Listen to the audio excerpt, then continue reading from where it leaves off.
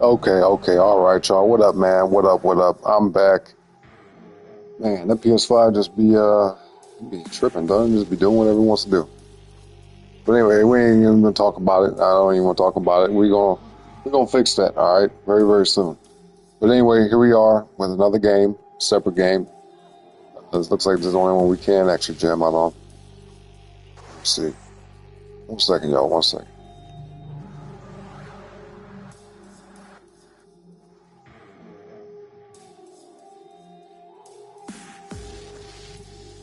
All right, but yeah, no, we did a little poll in the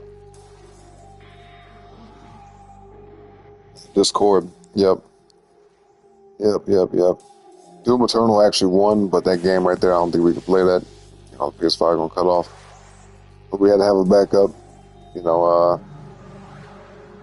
I mean, if y'all want to, man, we can switch to Infamous. But I think, I'm actually just worried about the PS5 cutting off. Who knows, man, what the hell that thing gonna do? But anyway, let's just jump right into it.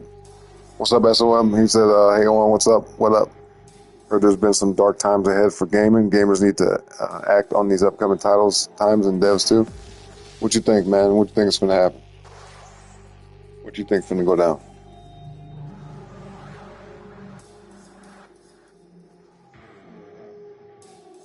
Let's see. I'll let you respond while I set this thumbnail right quick.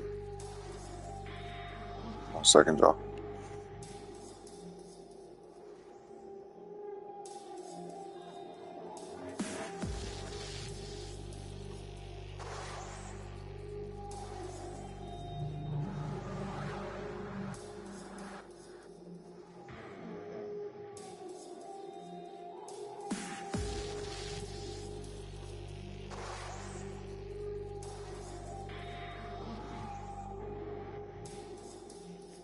Let's see, as I said, devs waiting for GTA 6 dropping with that price has been whispering about.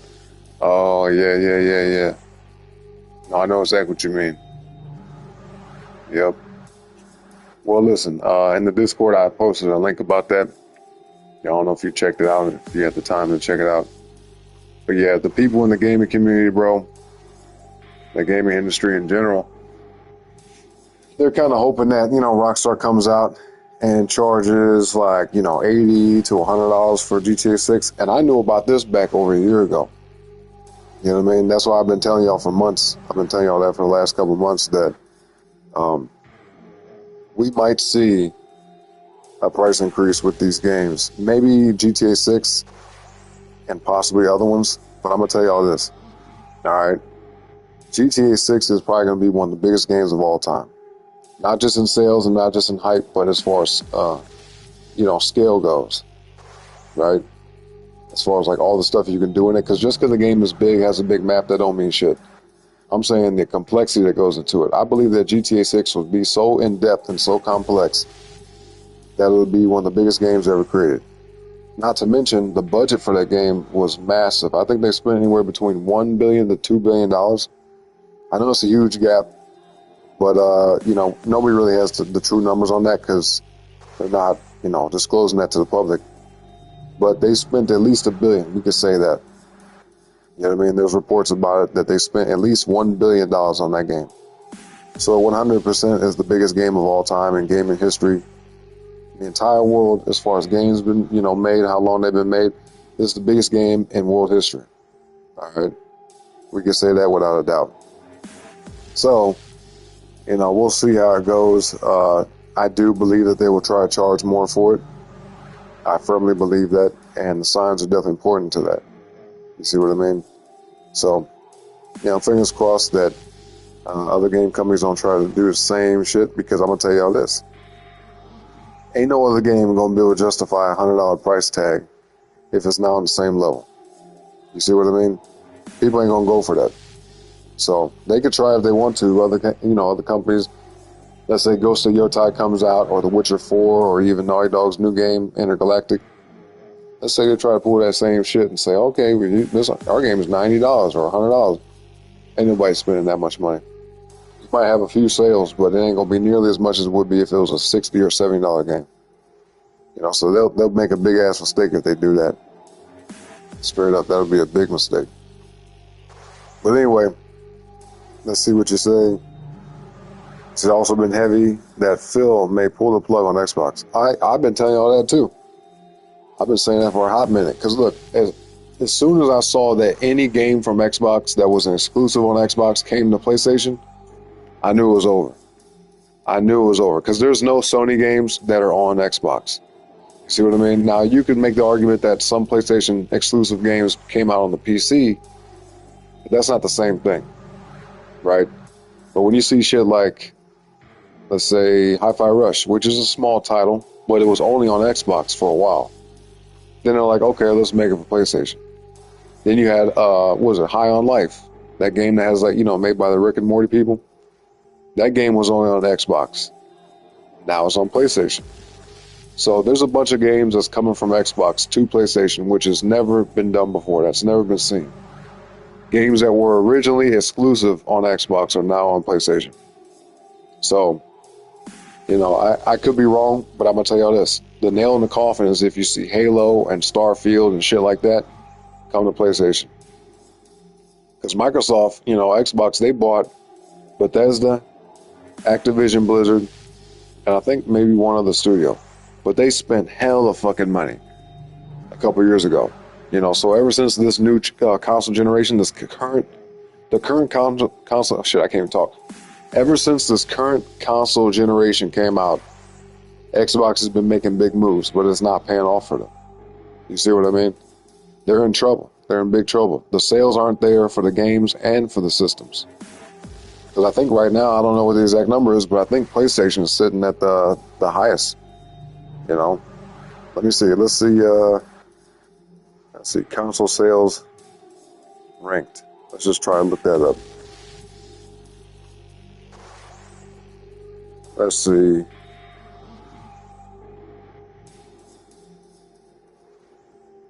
Hold on.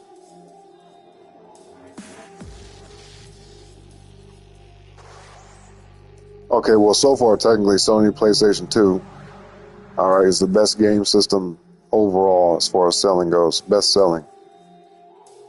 160 million units worldwide. So, I mean, you know, the population is huge, 8 billion people roughly. And 160 million ain't shit in comparison. But if you think about how many people actually play video games and how many of them actually bought a PS2, that's huge. You know what I'm saying? As of October 2024, it sold over 158 million. So, yeah, roughly 160 million consoles. Yeah, it's massive. Let's see. Let me break it down by specifics. Number of sales for PS5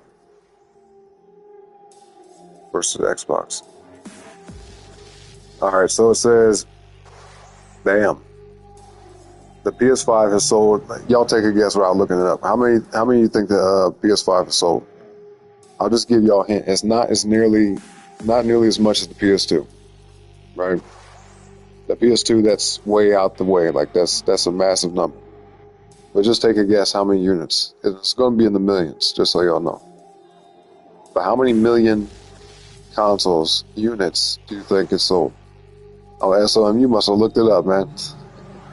That's okay. Yeah, no, 60 million for a little bit over 60 million consoles for PS5, all right? Now, the Xbox has sold about half of that. That's a big problem. You see what I mean? Out of all the people in America, I mean around the world, you could say that too, but let's just use America for example. Out of all the people in America that bought a console, for every one person that bought an Xbox, there's at least 2 people that bought a PS5. See what I'm saying? So that's a big problem for Xbox, because if they can't get the sales, then, you know, it's pretty much pointless in making a game console. You know? Straight up. Let's catch it with the chat. That's what I'm saying. Nintendo are tricks to Xbox 2.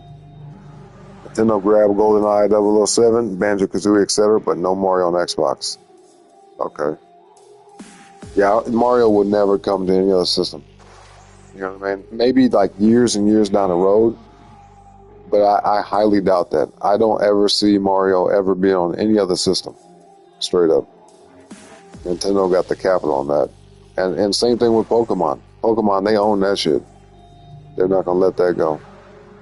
That's their bread and butter. Pokemon and Mario and Zelda.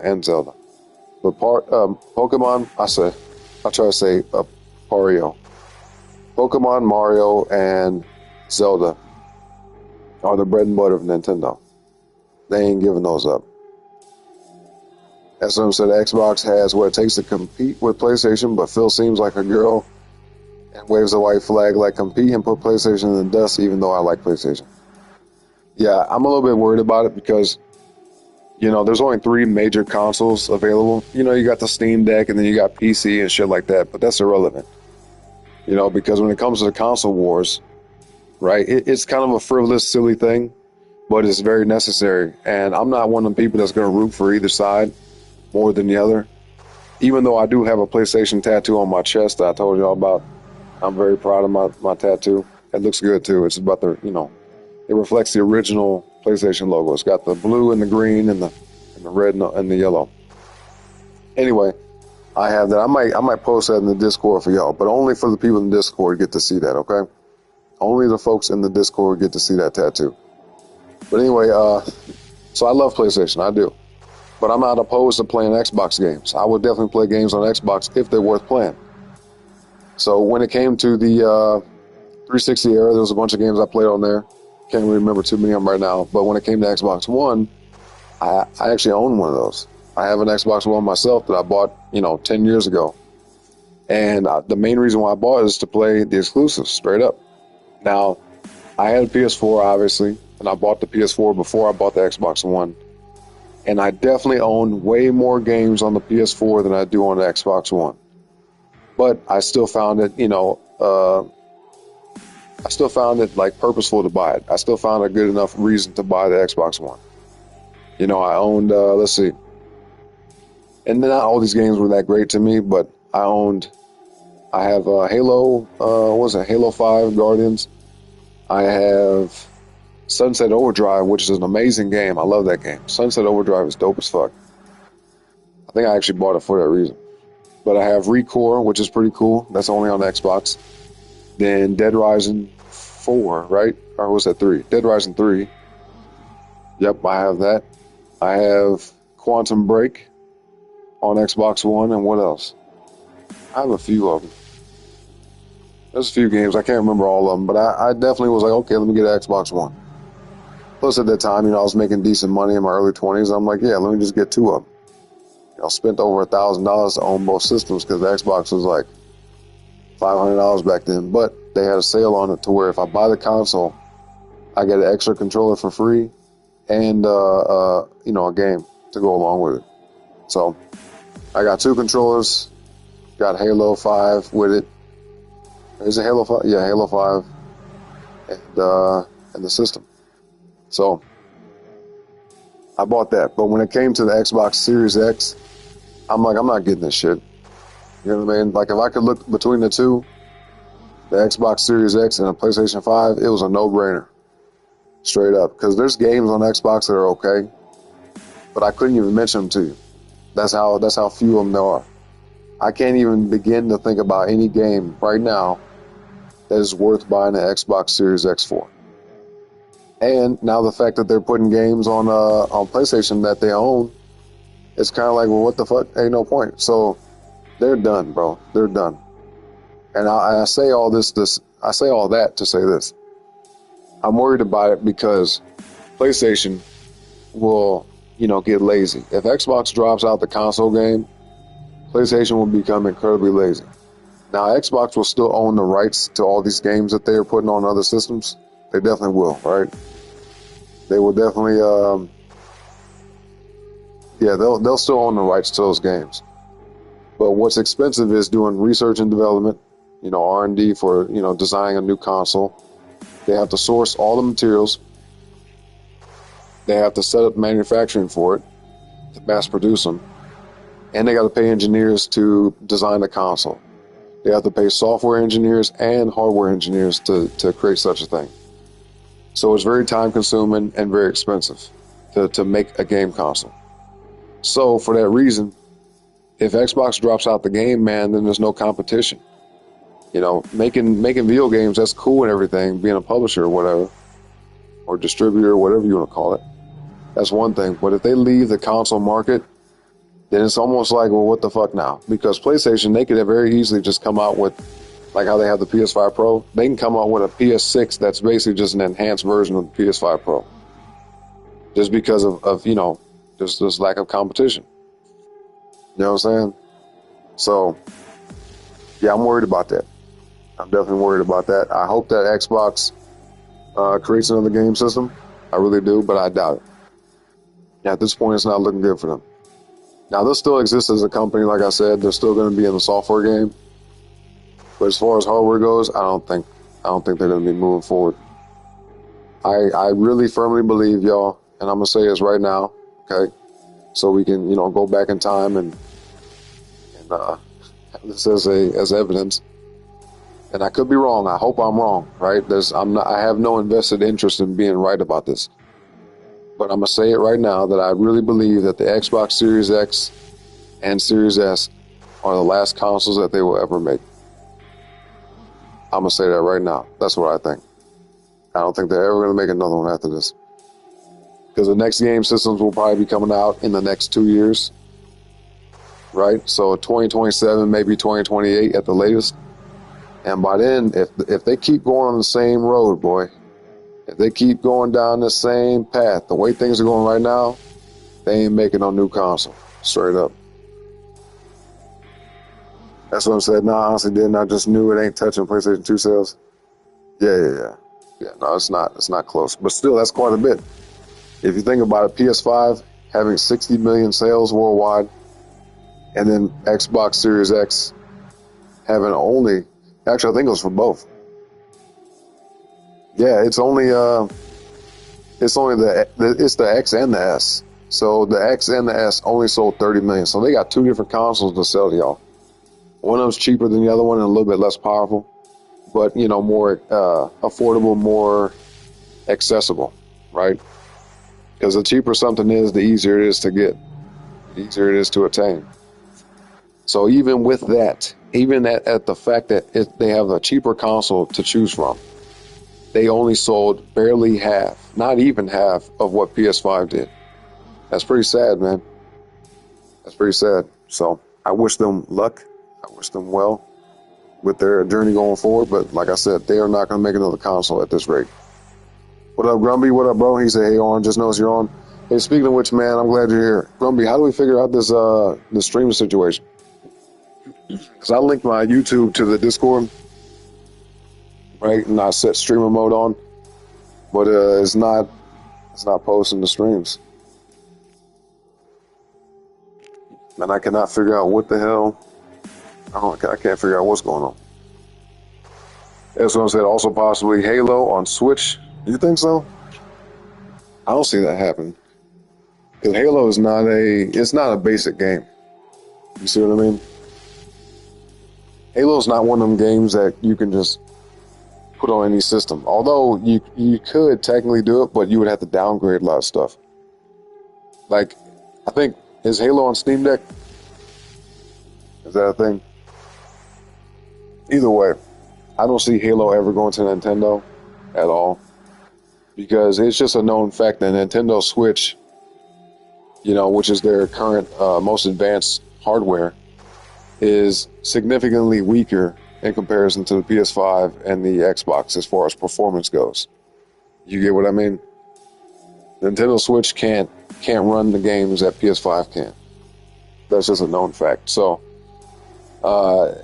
same thing as I'm sure for the Xbox. So it's like, I don't think the Xbox games even still could play on Nintendo Switch. Now, when it comes to the Switch 2, I don't know what the specs are for that.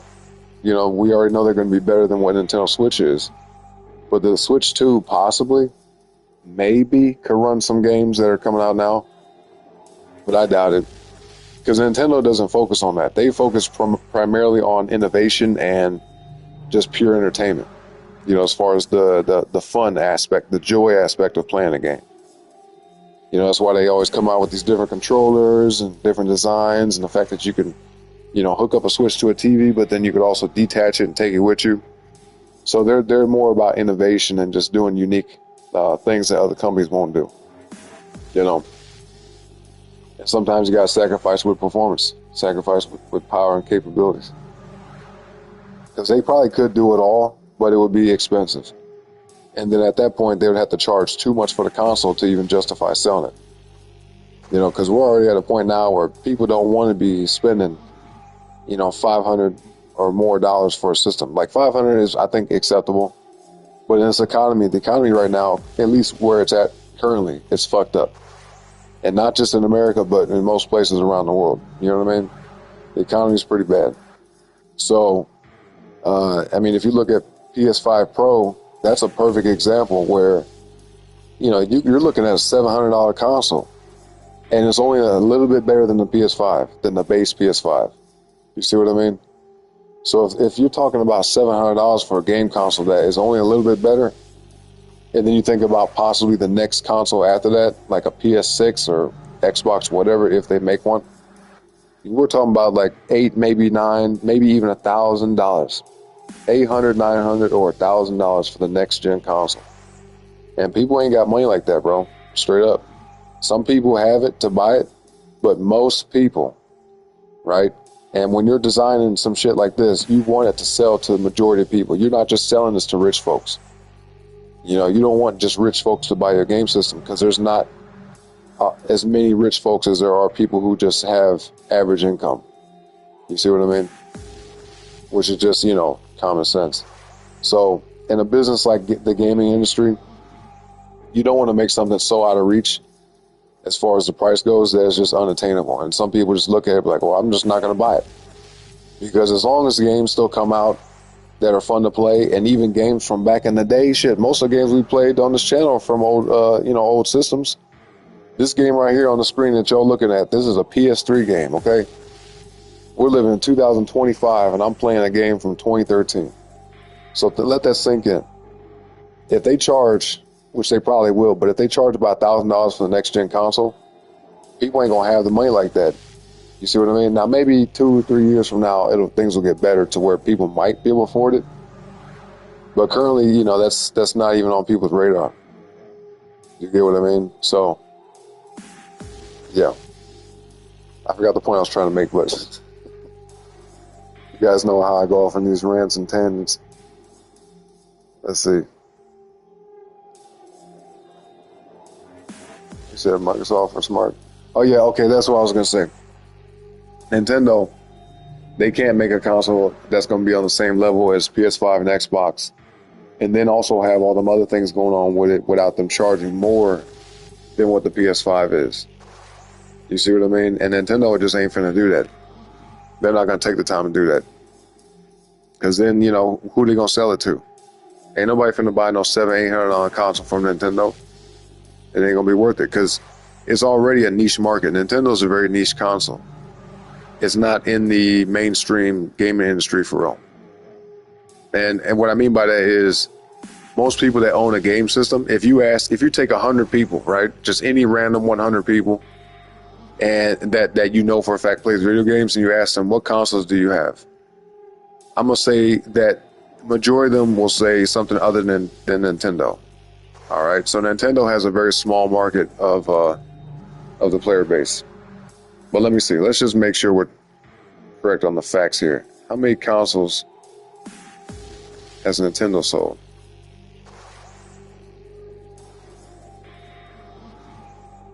Let's see. What y'all think that number is without looking it up?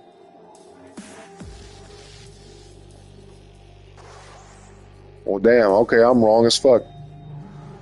Holy shit. Well, you know what? I think it could come down to the fact that it's cheaper. But yeah, apparently they sold over 146 million fucking consoles. That's crazy. I did not expect that, to be honest. Because most people I talk to, and like I said, this could be because of my personal experience, but most people I know don't know nothing. Like they don't own a Nintendo Switch. Like most people I know that own a console, they either own an older system or they own something that's current, right? That's pretty crazy. 146 million. That's what I'm guessing. 110. That's a pretty good guess. That's how many they sold back in like 20. Let's see. Hold on, what's it say?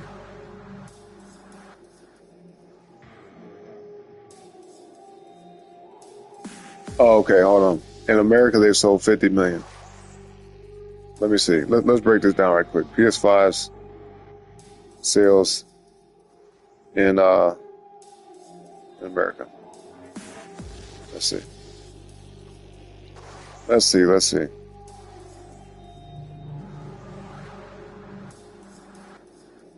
No way. What's this say? Okay, so basically in North America, the PS5 has sold almost as many numbers of it sold almost as many consoles as Xbox has sold worldwide. Yep, 27.43 million units in North America. Interesting. So yeah, it's pretty crazy. So basically, the amount of people that bought a PS5 in America, that's how many people worldwide bought an Xbox, the new Xbox or the current Xbox. You know.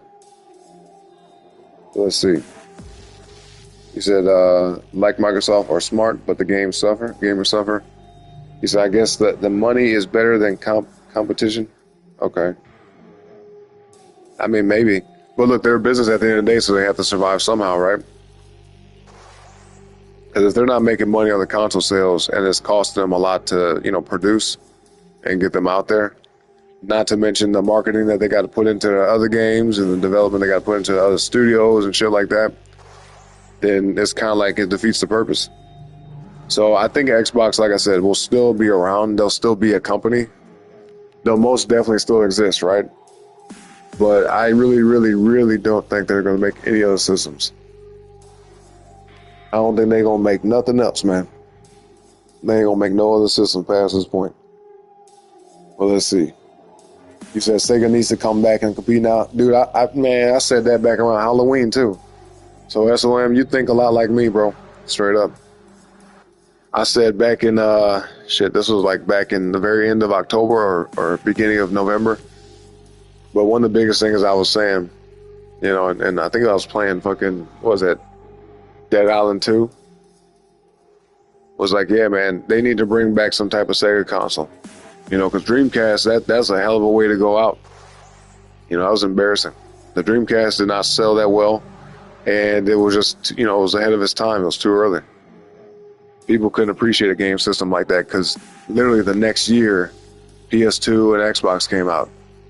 And GameCube and all that. So, you got the Dreamcast, was it like 1999? So they jumped the gun. Now, if Sega waited like at least 1 year and maybe released their system in 2001 and then took all the current, hardware, the current chipsets and everything, GPUs and CPUs available, and just threw them in their console, they would have, possibly beat out some other game systems. But they fucked up. Sega fucked up. They released it too early. Way too early, man. And that was before the internet, was what it is today. So it's kind of hard to get certain information, and possibly they weren't, discussing certain things. Because if I was working for Sega in the late 90s, I would have been going around to every other company and been like, I would just been talking to the people that work for them, be like, hey, what y'all doing? What you got planned? Almost like a spy, like, hey, what you putting in your new console?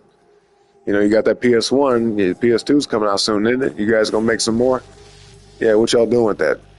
Like, I would have got as much information as possible. Took it back to Sega headquarters and be like, yo, listen, we gotta fucking do something. This is what they doing here. This is what PlayStation doing. This is what Xbox is doing, or Microsoft's finna come out with a console.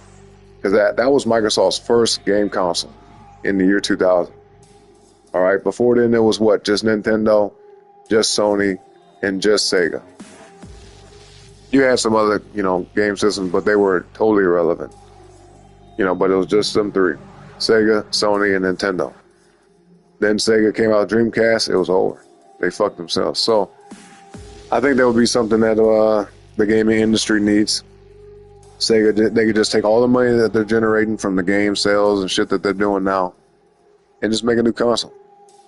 Because if you look at Valve, Valve is not, as big as Sony is, right? But luckily for them, they have Steam, and Steam generates a lot of money. So it wasn't just the games that Valve makes and creates that was able to generate that income. They had Steam. And so they're like, you know what, let's do it. They did a lot of concepts and everything and ideas, over the last decade or so. Because I remember even in the late 2000s, like before 2010, there was rumors that there was going to be a Valve console. You know what I mean? It was like around 2010, 2011, when it actually became more than just a rumor. It was like, okay, this is possibly going to be a thing. And then next, the Steam Deck comes out. Now, it took a while for them to do it, but eventually the Steam Deck came out. So Valve is even in the console game, but not really as much as Sony and Xbox is. I would say they're a step below Nintendo as far as popularity. Even though Nintendo's system is sold the most, it's still not something that people think about on a regular basis. Because there's only a few games that you can play on Nintendo that you can't play anywhere else. Because there's lots of cross-platform games. There's Phoenix Rising, whatever the fuck that game's called. Something like that. I forgot whatever the game is. But it's also on Nintendo. And on Xbox. And on PlayStation 5. So there's a few games that are cross-platform for Nintendo, as well as other systems. But majority of these games, like if you look at Spider-Man 2, for example, if that game was not an exclusive, it still wouldn't matter because it wouldn't run the way it does on Xbox, and it certainly wouldn't be able to perform that well on Nintendo Switch. You see what I mean? But let's see. Rummy said it has to be a problem with the bot then. Meaning I messed up the settings on it. Oh, okay. It's all good though. It's all good. I just want to let you know because I was trying to figure that out myself. I'm like, how does this work? Got streamer mode enabled and got it set up with the YouTube, so I was just trying to figure that out. But I appreciate you as always, Grumpy. I appreciate everything you do, man. That's what I said. Not too sure. Can't remember. Rumors say that PS5 games can port easily to Switch 2, but no way. Switch 2 should be a little weaker than PS4 Pro. You think so? You mean the PS5 Pro? Let's see. Yeah, I mean, like I said, they can definitely take games that are on the PS5 and put them on the Switch, but they would have to scale down stuff. Like it probably wouldn't be as graphically enhanced. The visuals, the resolution, the frame rate, a lot of things would suffer. You get what I mean? They would have to cut a lot of corners to be able to port it to a system like the Switch. Now, maybe Switch 2 will be better off. Who knows? We'll see. But I don't even know what the specs are. If it doesn't have the same, if they're not at the same level as the PS5 or the Xbox, then it definitely wouldn't be able to do it in a way that makes sense. You see what I mean? So then it just defeats the purpose because you're going to have developers frustrated trying to find a way to make their game run and perform the way that's, in a way that's worth playing just to put it on a Nintendo Switch. And even then, most people wouldn't buy it because even if, let's say you own a Switch, but you don't have a PS5, and then the game comes out on PS5 or on the Switch that was on PS5, you're probably not going to buy it if you realize, it doesn't perform well. You see what I mean? Because the experience is what matters. But that's just me. I know I wouldn't do it. That's what I'm saying. Gears of War 5, Quantum Break, Fable, etc. are on Steam. Okay. Well, yeah, I mean, they're just giving up their games. Xbox is like, here, just sell them. Because they can make more money that way. Since Xbox owns the license to those games, because I'm going to tell you all this, like I said, the play now for Xbox, this is their strategy, this is what I think. Since they're not getting no console sales, and then that's making the game sales suffer, because if I can't get a game on PS5, and I can only get it on Xbox, but yet I don't want an Xbox, then I'm just never going to play it. And I end up playing other games that I might have more fun with. So in order for the Xbox to get these games to sell, they have to just say, fuck it. Don't even buy an Xbox. Just play it on your PS5. Play it on your Steam Deck. Play it on your Nintendo Switch. You see what I mean? Like, just play it wherever you want to because they have to get the sales up. Because at the end of the day, the only reason why they sell consoles is because they have games that are worth playing on there. You see what I mean? There's no point in buying a game system if there's no games to play on there. So, Xbox, they realize they're in trouble. They have an extremely small share of the market now. Things have dramatically shifted in Nintendo's favor and definitely PlayStation's favor.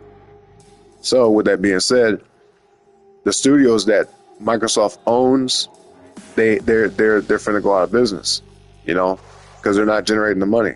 They're not getting the sales in. And then at that point, it's kind of like, well, damn, what the hell is the point in making games? So in order for them to survive as a company and as a business, they have to say, here, just put our game on your system, pay us a licensing fee, and then we're good. You see what I mean? So the games that I buy here on PS5 that were on Xbox only, Xbox is definitely making money from that. You see what I mean? But, if it wasn't for the fact that it would be on PS5, I don't own an Xbox Series X, and I don't think I would ever buy one. So that's one less customer that they would have. And I'm just one of millions upon millions of people that probably think the same way. You see what I mean? But if they can get a game that they made or that they own the rights to appear on other systems to allow other gamers to purchase it, then they have the ability to make a little bit extra money. Wherein, in the case that they didn't do that, they just wouldn't make the money. Let's see. He said definitely want to try Quantum Break and heard of War Games. Heard of War Games? You mean like Gears of War? Yeah, Gears of War is pretty cool. I didn't play all of them, but they're pretty cool. I would say that Space Marine 2 is very similar to Gears of War. You know what I mean? But I don't know, shit. I think to be honest with you, Gears of War is a little bit more fun than Space Marine 2. Space Marine 2 was alright. It was a solid game, I'll just put it that way. It reminded me of games from back in the day, which I appreciate that. And speaking of which, I gotta bring Space Marine 2 back on the channel. So I only streamed that I think 2 times for y'all. But yeah, now Quantum Break is pretty cool, and it still holds up to this day. Matter of fact, Rich, he comes through sometimes. Random Rich Z, he comes through. Check out his stream, man. He did a stream on Quantum Break yesterday, I believe. And let me find that real quick, so y'all can check it out. Cause I don't have an Xbox set up to where I can play games streaming wise. Now I could do that, but I have to like get it out and update it and shit and set up my account on there, and that's just a lot to do. There's a lot to do, but maybe one day we'll do that. But hold on, y'all. Let me help my boy Rich out. He looking out for me, man. He's gonna have some music on the channel. And by the way, too, check out Grumby's content too, man. Grumby makes videos on War Thunder, his favorite game. So check him out too, man. Click on his name if you can. Go to his channel, sub to him if you haven't already. All right, because we got some cool people over here, man. Most definitely. Oh, yeah, let me get this.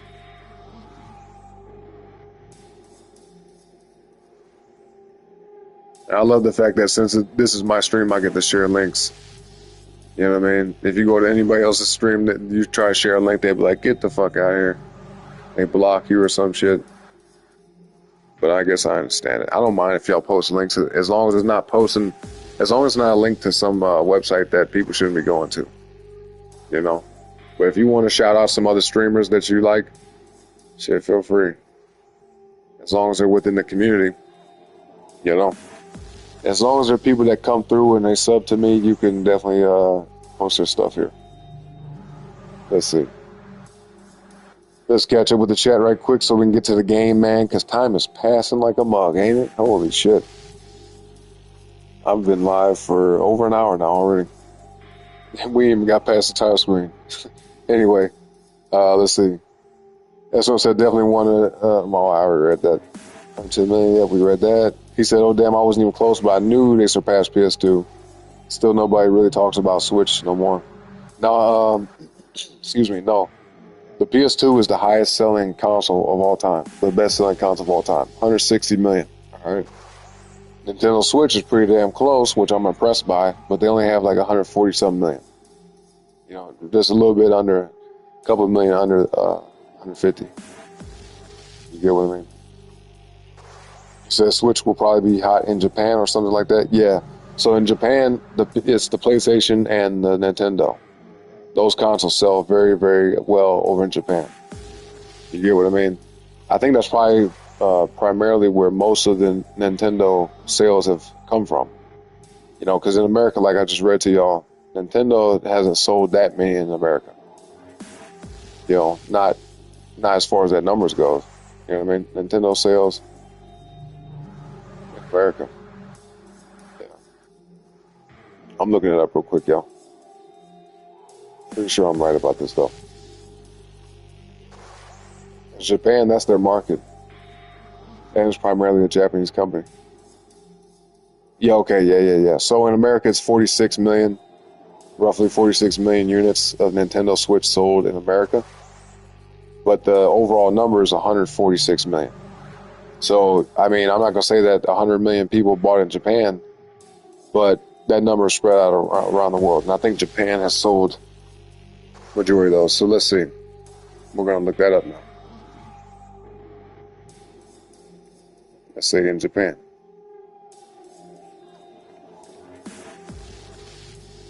What y'all think this number is, man? Oh, holy shit, no way. Well, damn, we wrong again then. That's crazy.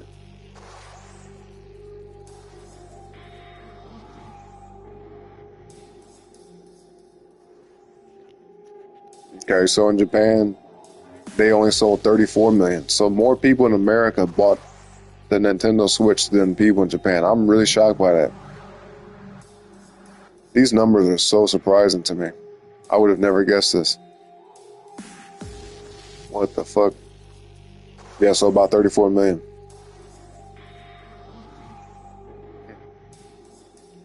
And then apparently PS5 sold about 6 million units in Japan, and Xbox sold, damn. You know, oh man, this is dismal. This is just terrible. According to what I'm reading here, man, so Nintendo Switch sold almost 50, or my bad, about almost 40 million, like, yeah, 33. So not quite 40, but over 30 million units in Japan, right? So Nintendo Switch, 30 million plus units in Japan. PS5, about 6 million units in Japan, okay? Xbox Series X and S, dog, y'all ain't gonna believe this number, man. They sold less than 1 million units.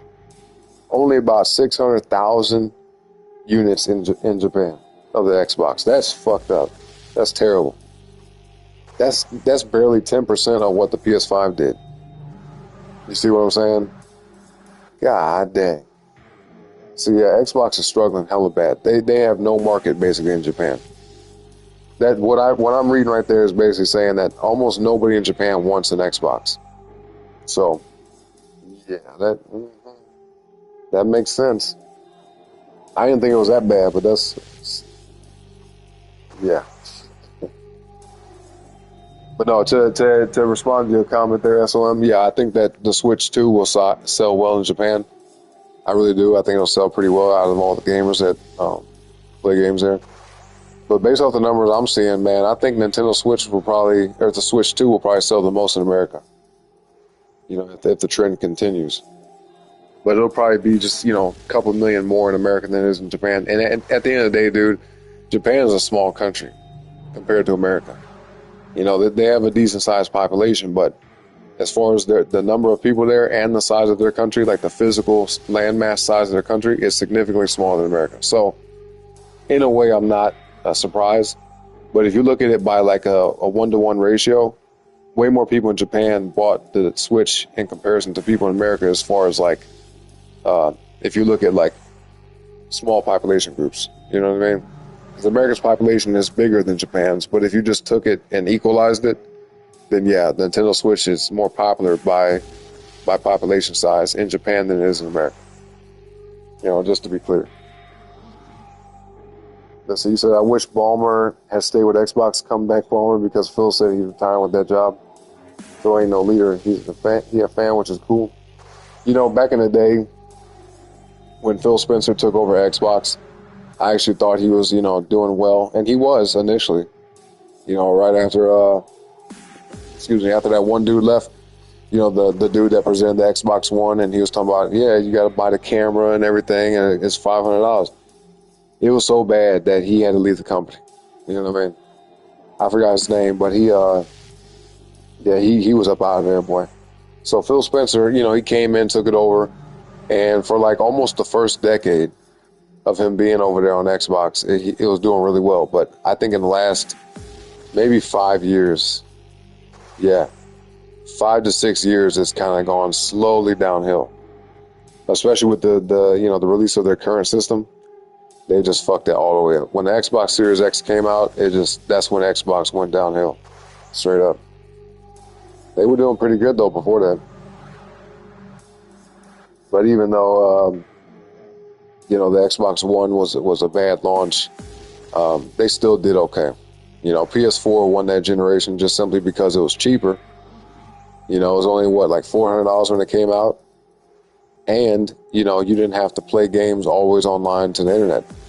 Xbox, when they came out, boy, you had to spend $500 and your system had to be connected to the internet at all times. That was how it was initially. They had to go back and change that because people was like, oh, I don't like this shit. I ain't buying no fucking Xbox.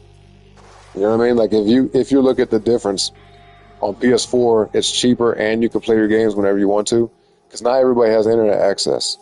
Today, it's a little bit different. More people have internet than they did 10 years ago. But,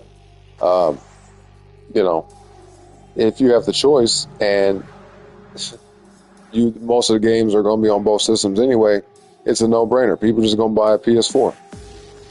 Because why buy an Xbox when it's more expensive and you got to be connected to the internet? No, that's bullshit. So it was the Xbox One. They kind of took a little hit, but they're doing okay. And then when the Xbox Series X came out, that's when it was like, oh no, it's done. So like I said, I think this is their last system. He said Sega got Yakuza, Sonic, and all types of IPs that appeal to all ages, not one side or the other. I want them back too, yeah. Now the game sales, they do okay, but it would take a lot for them to come back into the console game, which I hope they do. He said, Sony are so rocky now that they just cancel numerous games. They know they don't need them.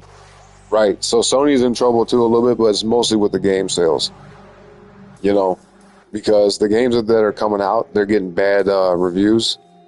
And you look at Concord, that whole situation was devastating. Because Sony, I don't know the exact number, but they spent a ton of money to buy that studio, right?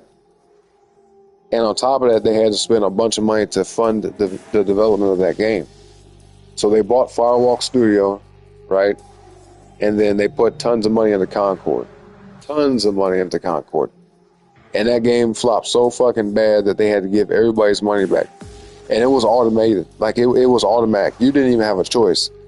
Concord was one of those rare games, like once-in-a-lifetime type games, right? That was a fucking super bizarre-ass situation. That game did so fucking bad that it was not even a choice. You didn't even get to decide if you want to return the game and get your money back or not. It was like a mandatory refund. Everybody that bought Concord got their money back, guaranteed.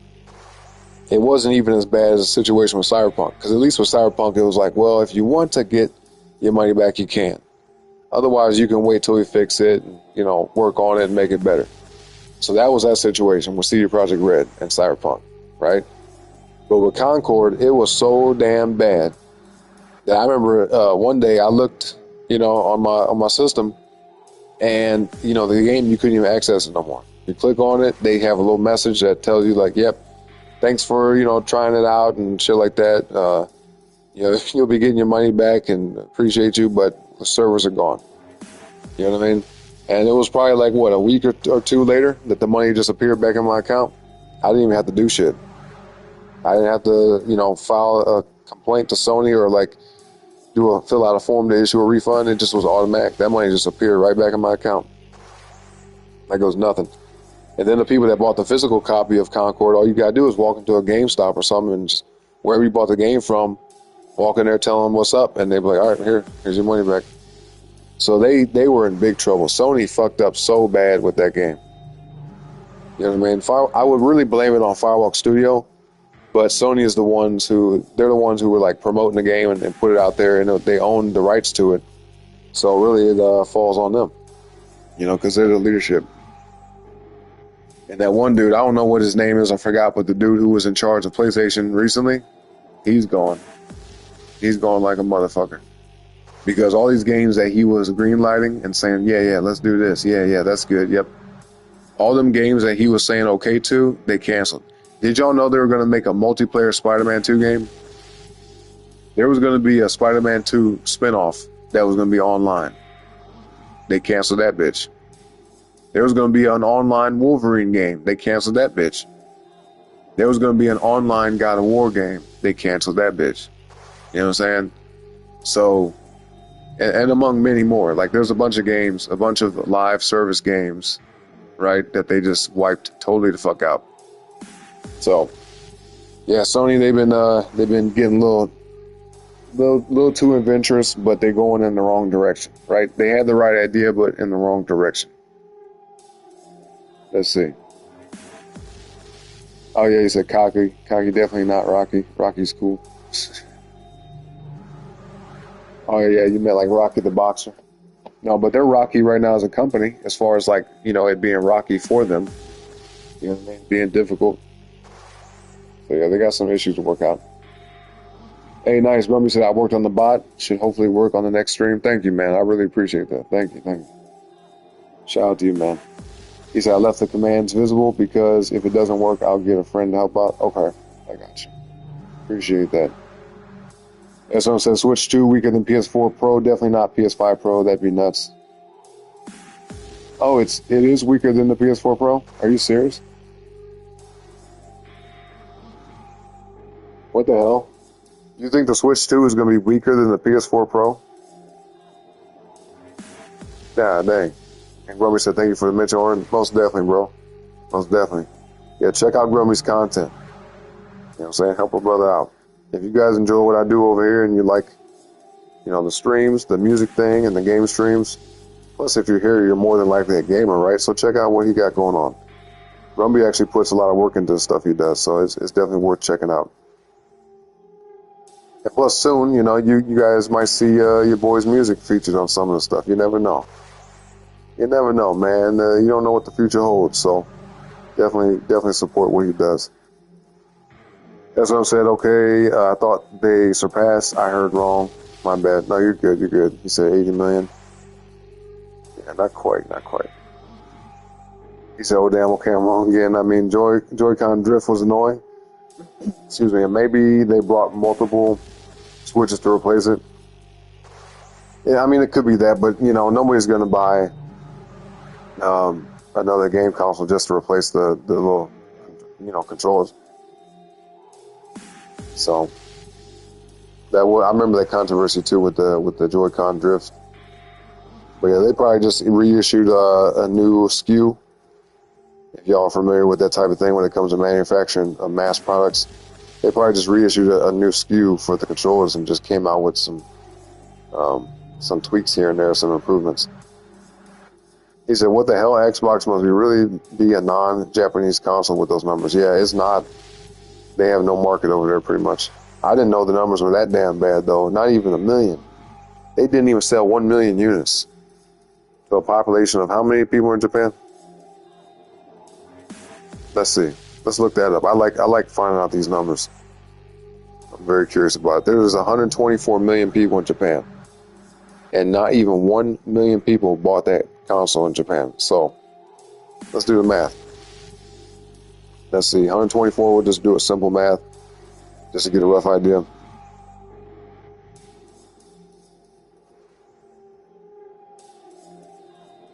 Hold on, y'all.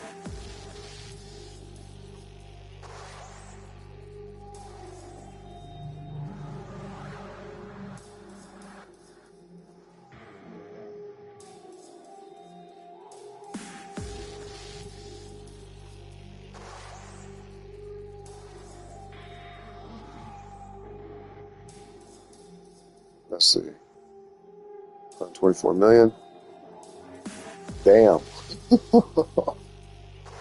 So 0.00, then this is a rough number because I said about 500,000 people instead of 600 million or 600,000. Actually, we could just do it right. Let's just do the 600,000. So let's just say just about 600,000 people in Japan bought the Xbox, right? That is 0.0048% of the population. That's crazy as fuck. That ain't nothing, dude. 0.0048% of the population in Japan bought an Xbox. That's insane. So yeah, they're fucked, big time.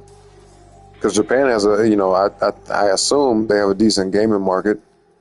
Because I think a lot of people there play video games. So if they can't sell a console over there, then something wrong. Because even at least PlayStation sold, they got what, 6 million, something like that, right around 6 million. He said Switch 2 been hyped. They definitely selling everywhere, but don't mean nothing as they're not competing. Right, yeah. I mean, because they're on the lane of their own. I'm not gonna say that they won't do as good as PS6, or if they make another Xbox, that thing. But they're in a separate lane. They're a part of the gaming industry, but not in the same way that Xbox and PlayStation is. He said, yo, Phil speaking against Xbox fanboys, been literally nutty, but after a while he spoke too much without showing good actions. At least by 2018, I heard enough. Damn, okay. What was the message you took back? You retyped them? You said, I think Switch 2 will be a little weaker than PS4 Pro, as Switch was weaker than PS4, just like Wii U. It shouldn't be, because PS4 Pro came out in 2016. That's almost a decade ago. So if the Switch 2 is weaker than a console that's, a decade old, then they done really fucked up. So I don't agree with you there, SOM. I really doubt that would be a smart business move. Just straight up. I don't think that the Switch 2 is going to be weaker than a PS4 Pro. Now, it might be weaker than a PS5, right? It might be weaker than a PS5. But if I had to guess, based off the trends of things, I think that the Switch 2 will possibly be just as powerful as the PS5, like the regular PS5, not a Pro, but probably just as powerful. Because look, the PS5 now is 5 years old. You see what I mean? This November will be the 5th year that the PS5 has been out. So PS5 is about 5 years old now. Whereas the Nintendo Switch 2 is coming out this year. So it's a brand new console. It should at the very least be as powerful as the PS5. Because that's 5 whole years, bro. You know what I mean? The PS5 is almost getting old now. Let's see. You say Xbox fanboys used to say that Xbox was made in America. So it's American made and not from Japan. That makes sense years later. Yeah. Yeah, it's an American company. So that could have something to do with it. That maybe people in Japan are just like, well, I don't want to buy this because if I'm going to buy anything, I'll buy a PS5 before I buy an Xbox. But even still, look, Xbox is an American console, right? Made in America and all shit like that. Made in America for Americans type shit, even though it's for everybody around the world. But let's just say if we go with that. Even that still being the case somewhat, they have nowhere near as many console sales in America than PS5 does. You get what I mean? So look, we got 60 million units of the PS5 worldwide, right? That's what it said. PS5 worldwide sales. Let's just make sure one more time.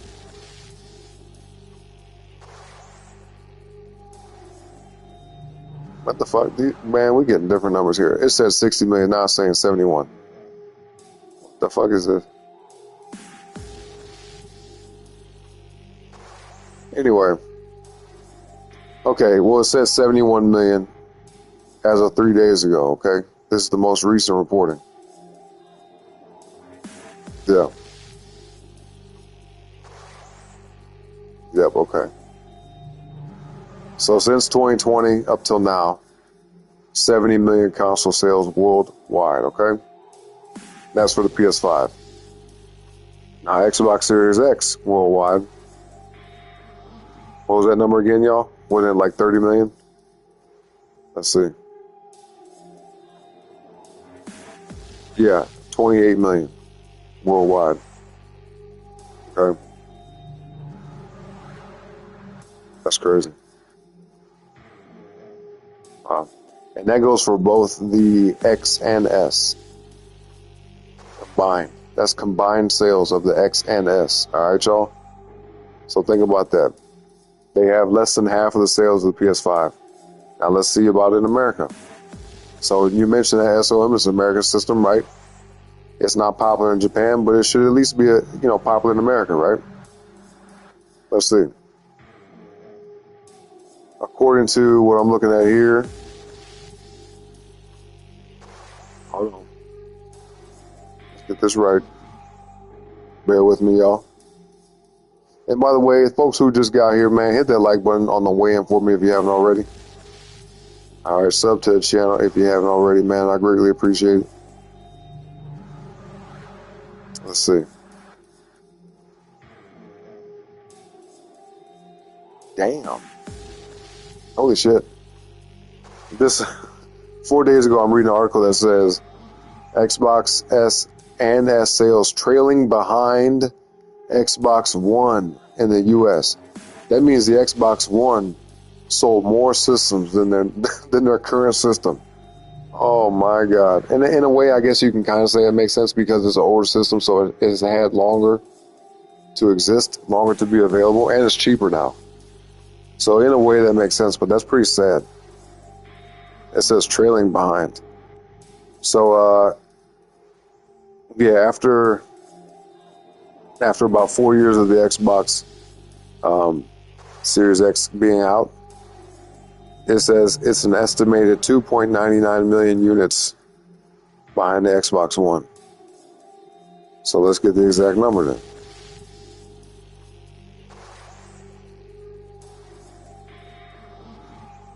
Let's see. Why is it so hard to find these damn numbers? Wow, okay. 15.82 million units in America. Damn. Yep. So the PS5 in America sold how many, y'all? Do we remember?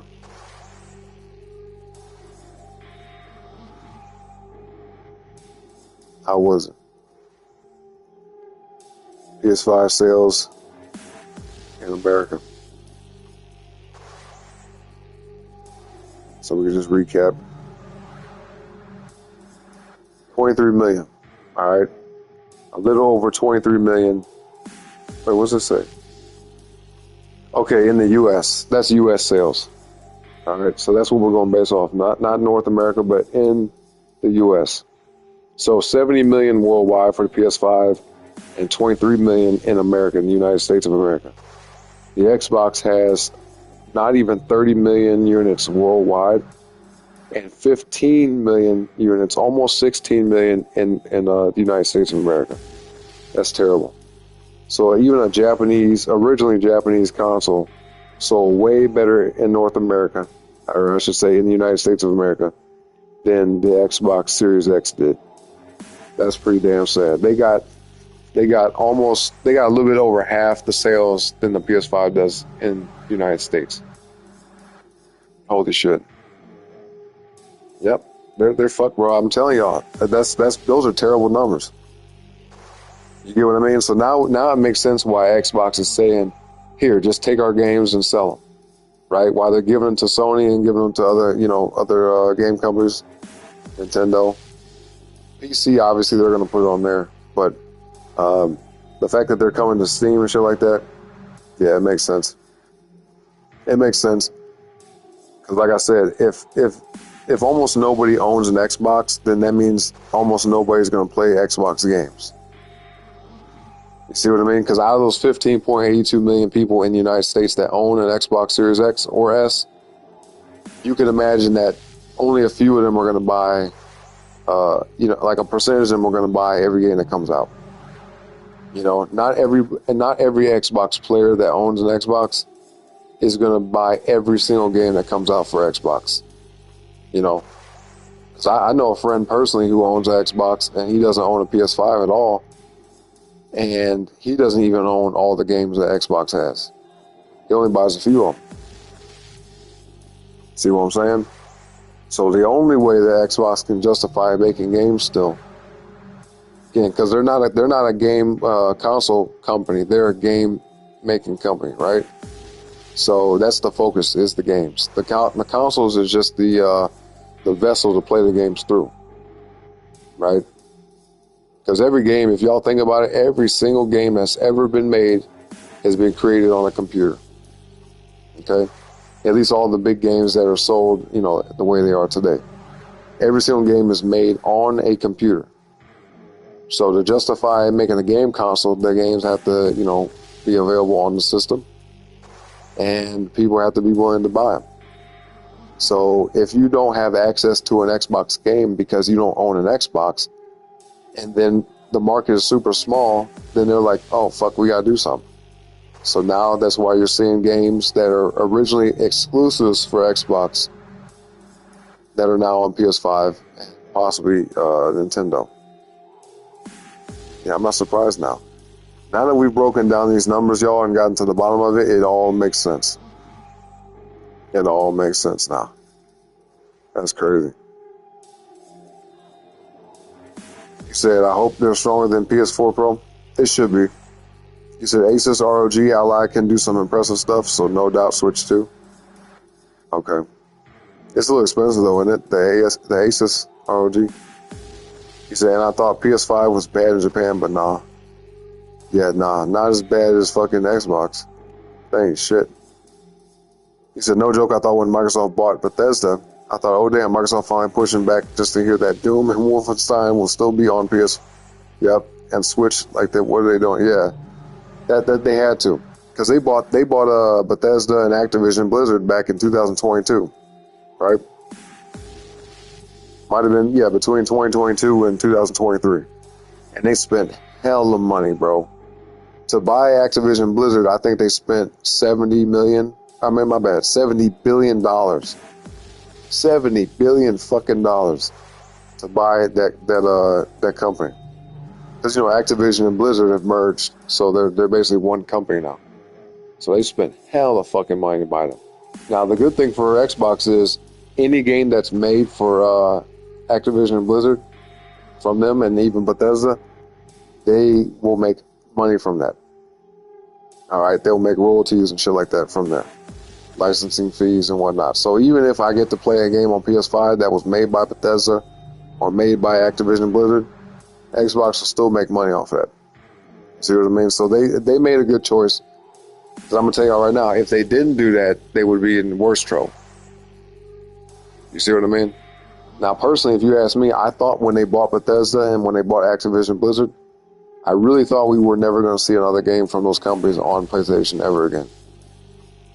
You know, but the tables have turned, man. Tables have turned. You said they have rareware. If the game's done properly, they could bury the stuff again. Instead, they show a museum collection of what rareware used to be instead of what they still can be. I've heard of rareware. What is that, though? That sounds very familiar. You said I need that rare replay, though? Yeah, that's some old school stuff, isn't it? Yo, what's up, Trent? What up, man? Welcome back. Yeah, sorry about that stream from last night, y'all. The PS5 cut off on me. That shit was crazy. Really crazy. I just went to sleep after that. I'm like, fuck this. I was going to come right back and you know, try it again, but that's such a headache. It's so frustrating. And even this morning, when I tried to play that same game again, I played it for like 40 minutes. If y'all go back on my channel here and just look at the live tab, you guys will see, man, I was able to play that game for just about 40 minutes before it cut off again. That shit cut off again. So I said, you know what, fuck it, we're just going to play Devil May Cry. At least with this game, I know it's not gonna like, you know, just cut off. You know what I mean? Because Atlas Fallen does probably take a lot of processing power, so that's probably why the PS5 heats up so much. Same could be said for Doom Eternal, and most definitely is the case for Need for Speed and Spider-Man 2. Those games we just can't play. At least not today. Excuse me. Let's see. You said everybody asking for a new Conquer, which they nearly did with Project Spark, but they canned it. Oh man, that sucks. Yeah, see, there's a lot of good games from back in the day they could bring back. A lot of good games, man. But that money has to be there, and they have to justify it, because games now cost a lot of money to make. So, I mean, most games you're looking at now, the budget, I think at minimum, you're looking between $50 to $100 million per game now, which is really, you know, it's not as much as it would have been back in the day, you know, because $100 million doesn't stretch as far as you think, as much as it did 10 years ago, but it's still a lot of money. It's still numbers, you know what I mean? Prince says, I got to be honest. I love both Xbox and PlayStation. Both have amazing games, but yes, Xbox are definitely dropping the ball. I bought an Xbox One, and not long after, they brought out the Series X. Mm-hmm. Yeah, the Series X is, you know, it's tanking, man. It's tanking bad. We were just discussing all that. As someone said, no doubt I was scared when they brought Activision as one of PlayStation Golden Gooses, and Call of Duty was gone. Yeah, see, Call of Duty, I mean, you probably care about it. I'm going to tell y'all right now, I don't care shit about Call of Duty. Not really. Just because, you know, and I have this philosophy for almost any game company that makes games every year. You know, now I do understand that Call of Duty, and I learned about this quite a while ago, but Call of Duty is made by 3 different individual companies, right? They're all owned by Activision, but it's 3 separate studios that are making these games. It's Infinity Ward, Sledgehammer, and then Treyarch. Okay, those are 3 companies that make Call of Duty games. So they cycle them through. Every year, you know, you're going to see a company. I mean, you're going to see a Call of Duty game from one of those companies, one of those 3. But that don't mean shit to me, because it's the same. It's the same thing. You know, I would appreciate it if they just made one really fucking good Call of Duty game every 2 to 3 years. You see what I'm saying? That way it'd be more exciting. But, you know, people just keep buying it, you know, and that's their prerogative. Anybody that wants to buy a Call of Duty game, more power to you. I'm not going to ever say that, because I've heard some people online be like, oh, these Call of Duty fanboys are stupid. They keep buying the same game every year after year. No, if they want to play it, then let them play it. I'm not going to ever say that people that want to play Assassin's Creed, for example, or a Call of Duty game and keep buying the game every year, I'm not going to ever put those folks down, because that's what they want to do. That's what they want to spend their money on. They can do that. But for me personally, I'm not remotely interested in that shit, because, like I said, for me, from my perspective, once you just keep making the same game every year after year after year, there's nothing unique about it. You know, for me. If you guys like playing it, then that's fine. But I'm just not interested. You know, I want a game that is a game that's once in a while. You see what I mean? That way they put a lot of work into it. They put effort into it. And, you know, you can imagine every Call of Duty game that comes out is at least in development for about 2 to 3 years, okay? We can say that safely, because that's the only way it will work. But, you know, what I'm looking at is there's not much difference between each game. You know, you look at Call of Duty Cold War and fucking Call of Duty Modern Warfare 2, when they remade it and shit like that. Then you see Black Ops 4, Black Ops 6. You see fucking whatever them games that are coming out. Call of Duty Infinite Warfare, whatever fuck. Like, these games, the campaign, you know, that's attached to it isn't the focus. They're not selling Call of Duty to make a good story and a fun, you know, campaign. They're selling it to you so you can jump online with your friends and play the newest thing, which to me is a scam. Because let's hypothetically say, right? Let's put our thinking caps on, y'all. Let's say they came out with a Call of Duty game this year, right? Which they did. But let's say we didn't see another Call of Duty game for 2 years, 3 years. People will still fucking play the Call of Duty game that came out this year online with their friends. But because they come out with a new Call of Duty game every year, the only people that you're going to be able to play with are the ones that have got the new game. Because some people are probably playing the old Call of Duty games, but I guarantee y'all right now, if you pull up old Call of Duty games from like 4 or 5, maybe even 6 years ago, ain't nobody playing that shit. And if there are, it's a few of them. See what I mean? So it's a catch-22. It's a little scammy to me, if you ask me personally. I think it's a scam, because You know, if you got everybody migrating over to the next game, then you're like, fuck, I have to buy it. You know, when the next Call of Duty game comes out, people are going to leave Black Ops 6 within 2 years and jump on the new ones. So, you know, next year people will still be playing Black Ops 6, I'm sure of that, but it'll be way less people. Unless Call of Duty fucks up real bad, you know, unless they do something real stupid, people will jump on to the next Call of Duty game. And then that's where everybody will be. You know, I've seen people even this year, or my bad, last year when Black Ops 6 came out, and they were saying, you know, I'm not going to buy another Call of Duty game. Like, it's the same shit over and over and over. And in my mind, I'm like, yeah, finally you caught on. But I saw that same person who said this went on ahead and bought Black Ops 6. They went on ahead and did it. They bought it anyway. And yeah, they're having fun with it, but they still had to spend $70. Whereas if there was not a new Call of Duty game to get, that $70 that they spent 2 or 3 years ago, it would still hold up. See what I mean? They would still be getting their money's worth out of it. So unless, I mean, hey, if y'all want to keep spending $70 on a game, that's cool with me. That's y'all money. You can do what you want with it. But I don't see a point in it, personally. Same thing with Assassin's Creed. That shit, boy. And Assassin's Creed is at least Call of Duty is fun, right? Assassin's Creed, dude. These Assassin's Creed games they've been coming out with lately are just goofy shit. I don't know what they're doing. It just feels like a lifeless game. You know, there's no interesting aspects to it, at least for me. So we'll see with Assassin's Creed Shadows. This game is definitely hyped, but it has a lot of woke shit in it too, apparently. And not to mention Ubisoft, you know, they don't really know how to make games no more, bro. They lost their magic. Let's see.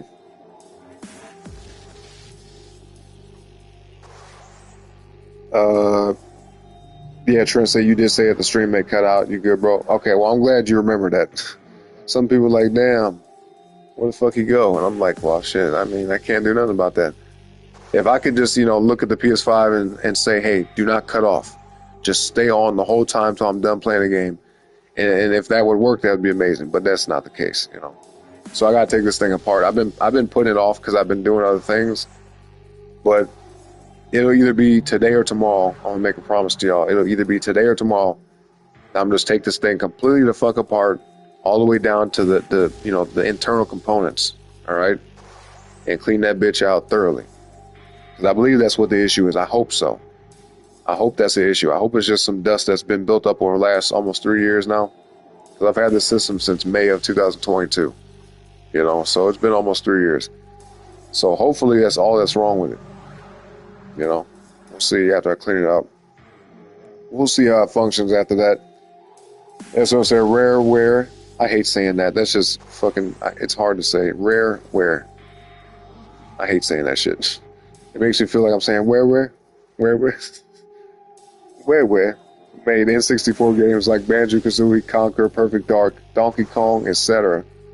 Okay, that's where that came from. That's why. Okay, it makes sense. Yep. Microsoft purchased the 51% and then the rest from Nintendo of Rareware. Rareware. I gotta fucking slow down when I say that shit. Rareware. Holy shit. Anyway, Trent said I never played DmC. I'm intrigued. Good timing. Then hey, yeah. No, this game we will be able to play it. You know, whenever we finally get around to that. We'll actually, when I come back from break, I'm just going to jump straight into it. I'll read y'all chats when I come back, but I'm going to try to give very little commentary on it. You know what I mean? Because obviously you guys can see by now I can talk all day. Some of y'all are new to the channel, so y'all don't know that just yet, but you're learning now. And then the people that have been rocking with me for a while, they definitely know how I am. I can talk for hours and hours and hours, shit. But that usually ends up holding up the stream. Shit, there's been plenty of streams that we've talked more than we played, so, but it is what it is. I enjoy talking, y'all. I definitely appreciate the conversation. You know what I mean? Really, I mean, to be honest with y'all, that's where a majority of my enjoyment comes from when I stream for you guys. Is just getting to talk to y'all. Straight up. SM said I've never played a Call of Duty except one on PS2. Okay. Yeah, I played some on Xbox 360 back in the day. And I think I played maybe a few, maybe like one or two on PS4. I forgot what they were though. But I'm like, bro, this shit is like, it's repetitive. Like, I don't want to keep, it's the same shit. It almost looks exactly the same too, just year after year. It's goofy. But I don't discount nobody from playing the game. Like, if people want to buy Call of Duty, go ahead. I understand it. You know, some people like to play it. That's okay. To each their own, you know. Not everyone is gonna think the way I do. That's what makes life beautiful. You know what I mean? Because if everybody thought exactly the same, dude, life would be pretty fucking boring if you think about it. But it's always cool too to find people that think like you, because it's like, okay, it's my people. You know what I'm saying? That's just how life works. Let's see. Trent said Tom Clancy Rainbow Vegas 1 and 2 are absolutely amazing. Oh yeah, Rainbow Six. I never played those. I've heard a lot of good things about them though. Tom Clancy, yeah, those games are pretty good. Splinter Cell, shit like that. Someone said, damn, Mario has been the same for years, and they put Call of Duty fans down like that. Well, Mario, you know, it has a certain thing tied to it. Because at least with Call of Duty, it's first-person shooter. It's almost like any other first-person shooter game, except for it's, you know, a little bit more fast-paced, and it's a very popular game, so a lot of people play it. So you know that if you have Call of Duty, you're always going to find a match. You know what I mean? And plus, look, let's be honest, y'all. People have hive mentality. A lot of people are fucking drones. And I'm not trying to put nobody down, but a lot of people, they do what other people do. They follow the crowd. And it's just natural. You know, it's a natural aspect of humanity. But a lot of people have herd mentality, okay? So they see Call of Duty and they see it's a game that everybody else is fucking buying. And they're like, yeah, I'm going to get it too. You know what I mean? So some people buy Call of Duty because they genuinely enjoy Call of Duty, right? And I understand that. But then you do have some fucking people that buy Call of Duty just because everybody else is getting it. You see what I mean? Just because it's trendy and shit. You know, it's like some hipster shit or whatever. However you want to look at it, you have some people who buy Call of Duty just for the simple fact that it's just a thing to get. Not because it's, a quality experience, although it might be. But that's not the purpose for buying. They just buy it because everybody's getting it, you know? And in a way that kind of makes sense too, because if you want to play games with your friends and all your friends play Call of Duty, then it's a no-brainer to get that game, right? So I understand it. So like I said, I'm not going to put down Call of Duty fans. If they want to buy it, they can buy it. But like I said, I think the reason why Mario, sells, even though it might be similar over the course of time, is the fact that it has a legendary status tied to it that the Call of Duty is not quite the same. Like, Mario is iconic and not in the same way that Call of Duty is. Call of Duty is legendary, but for a different reason. Mainly because it's just one of the most popular game series of all time, by numbers, right? But not based off of like, oh, this is the best gaming experience ever. You know, it's a very straightforward kind of basic game in my opinion. You know, it's just a first-person shooter game that you can play with your friends. You know, and that's why it wins. It's not too complicated, not too complex, not too much to think about. You know, you just jump in, do some matches, and hop off. So they definitely are popular with that. But Mario, it's iconic. It's iconic. And plus, it's a personality. You're thinking about a character, whereas Call of Duty is a franchise that is, ambiguous. Mario is a very specific thing. And it is a franchise too, but Mario as a character is just... You know, people just gravitate towards them, you know. So it's a little bit different. Remember said I haven't played Rainbow Vegas. Was years ago when I played the first 2 or 3 of the Rainbows. Okay. What you think of them, Grumpy? Do you like the Rainbow Six series? Let's see. Hey, aren't they all called Rainbow Six? Or is that just... Am I misthinking something? Let me see. That's the only way I ever thought about it. Well, anyway, let's read the chat, catch up so we can go on this break. Trent said 1 and 2 are my go-to way before Call of Duty. Okay. Someone said I haven't been playing Portal and Portal 2. Or I have been playing. And I was in the world. I don't think Call of Duty can do it. What you mean? You don't think Call of Duty can do what? Trent said, what's your thoughts on Battlefield games? Ooh, that's a good one. So the first Battlefield game I ever played was Battlefield 2 Bad Company on the PS3, and that was hella fucking fun to me. Like, I played the beta. I didn't ever buy the actual game. At least I don't believe I did. But, you know, at the time, I'm playing so many other different things, and I have gaming ADD or some shit, so I like to jump around in different games quite often. If y'all look at my channel, man, we play pretty much different games every day. Like, they're the same rotation of games, but, you know, you're going to see one of many games on my channel day in and day out. Like, I'm not going to just play. It's difficult for me to play the same game every single day unless it's really holding my attention. Because Days Gone, I was playing it every day for a while, and then I started playing other things, you know, days and back to back.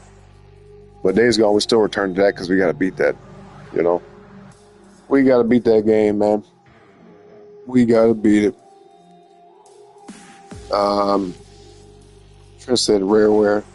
The way I said, yeah. Rareware is a fucking difficult word to say, at least for me. So instead of just say rare, they're just rare these days. Oh yeah. That okay? So yeah, they changed their name. Yep. They probably thought the same shit too. They're like, damn, rare. Even probably the people that work for the company is like, fuck, I hate this shit. Rare. Stupid ass name. It is a stupid name. I ain't gonna lie. Like, it's clever when you think about it. Rareware, because it's like software and it's like rare software. So it's like, oh yeah, it's unique. It's one of a kind. Like, I get the idea behind the name. But it's such a fucking tongue twister that it's annoying to say it. It's, oh my God, I hate that name. Rareware. It's so fucking annoying. Stupid name. It's clever, but saying it is just, it's a bad experience. Not fun. Anyway, Trent said, you do seem like a down-to-earth bloke compared to these other YouTube posers. Also, you love music as well. Oh yeah, man. I'm just real as fuck. Like, I don't like being fake and fucking, pandery, because I don't like when people do that shit with me. You know what I mean? I don't like these goofy personalities here on YouTube that be like if that's how you act in real life, then that's one thing, right? Some people be like, hey guys, blah, blah, blah, blah. You know, like, if that's you on, you know, day in and day out, then that's great. Okay. That's genuinely you, and that's what's up. But you got fucking people that as soon as they turn off the stream, they walk around, they be like, get the fuck out of my face. And, you know, that they have a totally different personality. Like, they're just totally different than what they show on camera. And if you ask my lady, man, because she'll be here in the chat sometimes, and my bad, she timed you out yesterday, Trent. I texted her about that because she's at her mom's house right now. Let my son visit his grandma. But like, so yeah, I got the house to myself. Yeah. That's why we can stream when we want to. Yeah, boy. As long as I get my sleep in. You know what I'm saying? But no, anyway, all jokes aside, you could ask her, man. I'm like this all the fucking time.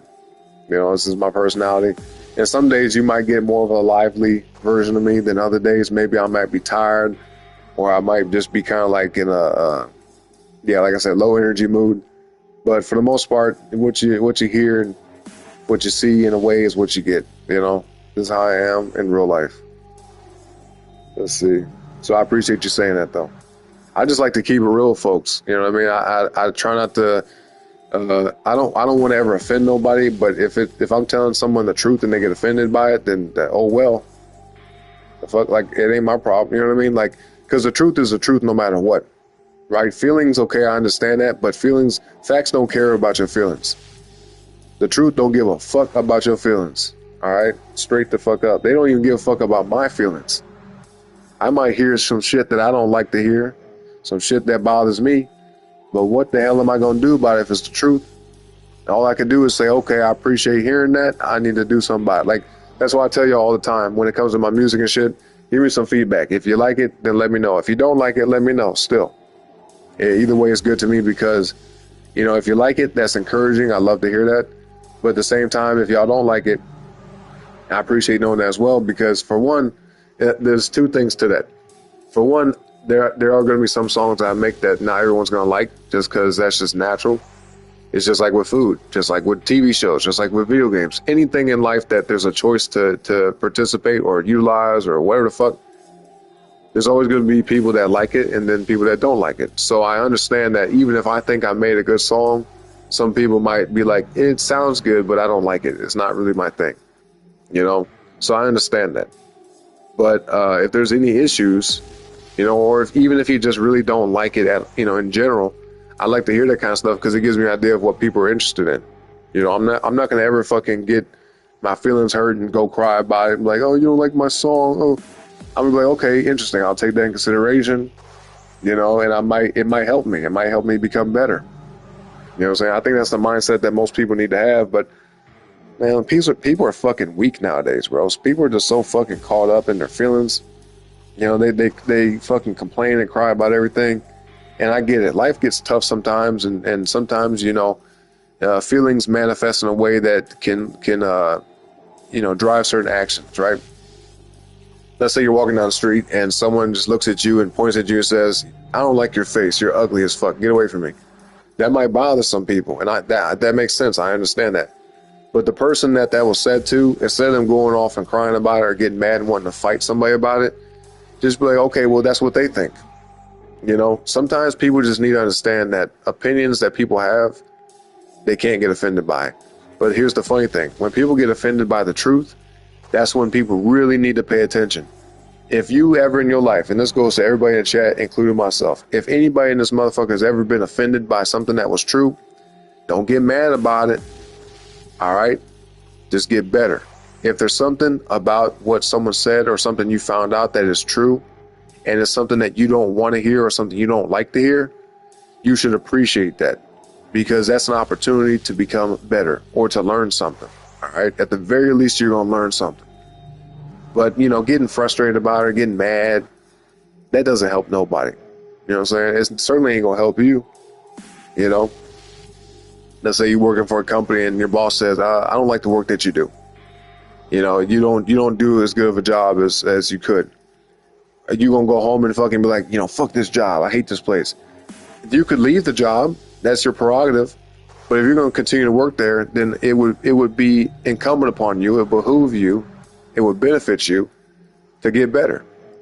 You know what I'm saying? It would benefit you to see where you can improve. And if you care about your job, this is just an example, right? This doesn't apply to nobody. But if hypothetically this applies to you and you have that experience, then instead of getting mad, you should ask your boss, okay, boss, I hear you, but what do you think I can do? You got any suggestions? What kind of advice do you have for me? Because 9 times out of 10, if they're your boss, then they typically, you know, have the experience that you lack. They have the knowledge that you're lacking. You know, they have some type of, you know, information that could benefit you in a way that wouldn't just help you improve your job currently, but help you in life maybe. You know what I'm saying? That's just an example. You know, that shit applies to everything in my opinion though. 100%. It could come down to food. If let's say if you make some food that you ain't never did before, right? You cook some food you ain't never cooked before, and you let a bunch of people try it, and majority of the people say, oh, I don't like this. You might have 1 or 2 people that say they like it, but let's say you got 10 folks, 10 people. This is not a common situation, but let's just say hypothetically you got 10 people that you allow to try your food, right? And let's say 8 of them don't like your food, but 2 of them do. You need to pay attention to what the 8 folks, you know, what they say.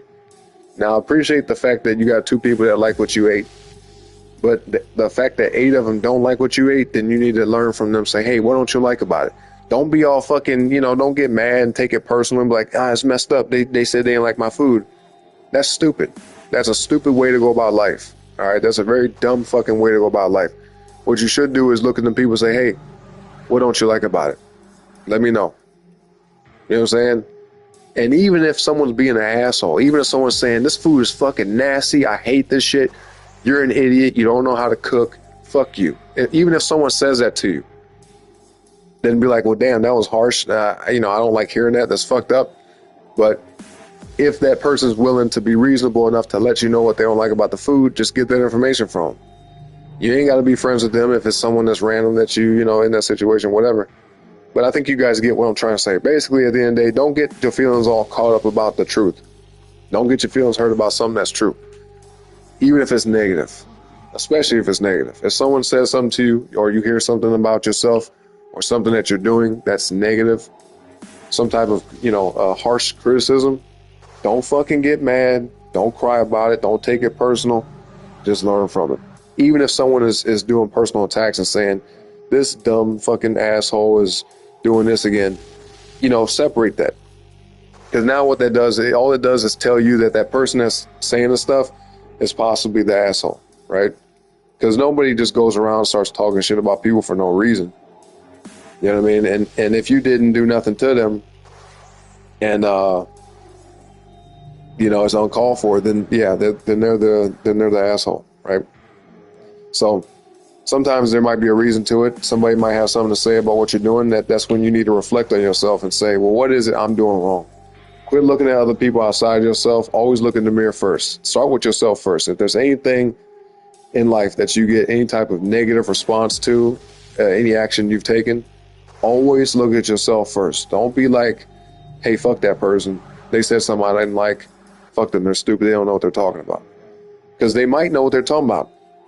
They could just be an asshole, but they could also be saying something that could help you. All right? So just keep that in mind, y'all. Flip that shit up if you want to and let people know. So I feel like that might help some folks. Because people nowadays, boy, I hate to say this, but some people today, men and women, are just straight pussies. They be crying about too much shit, and it's annoying.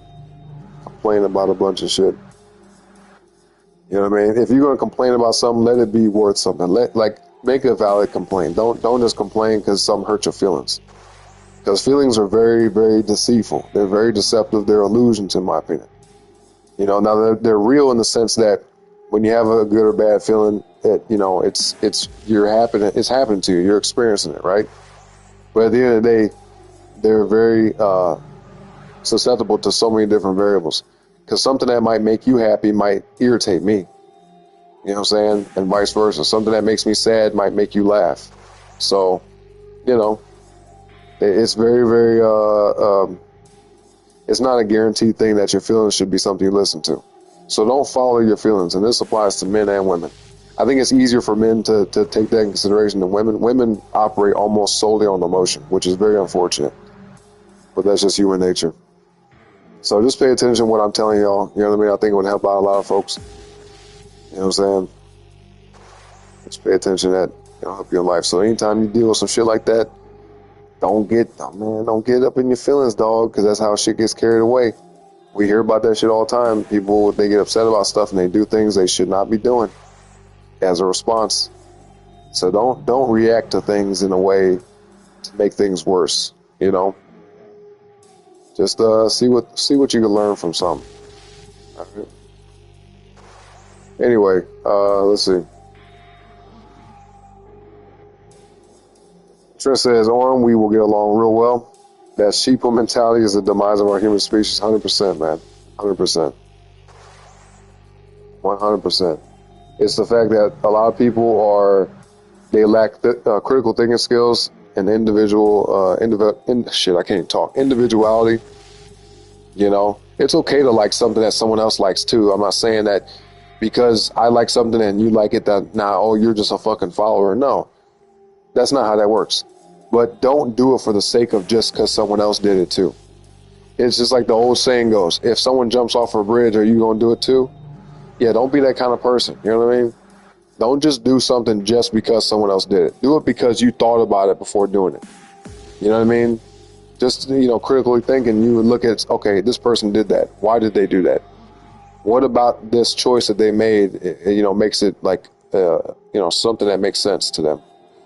And then that might apply to you. If you put that type of thought into something, and sometimes people don't think that quickly. Some people are just real fucking spontaneous, and they just do stuff based off impulse, which is incorrect.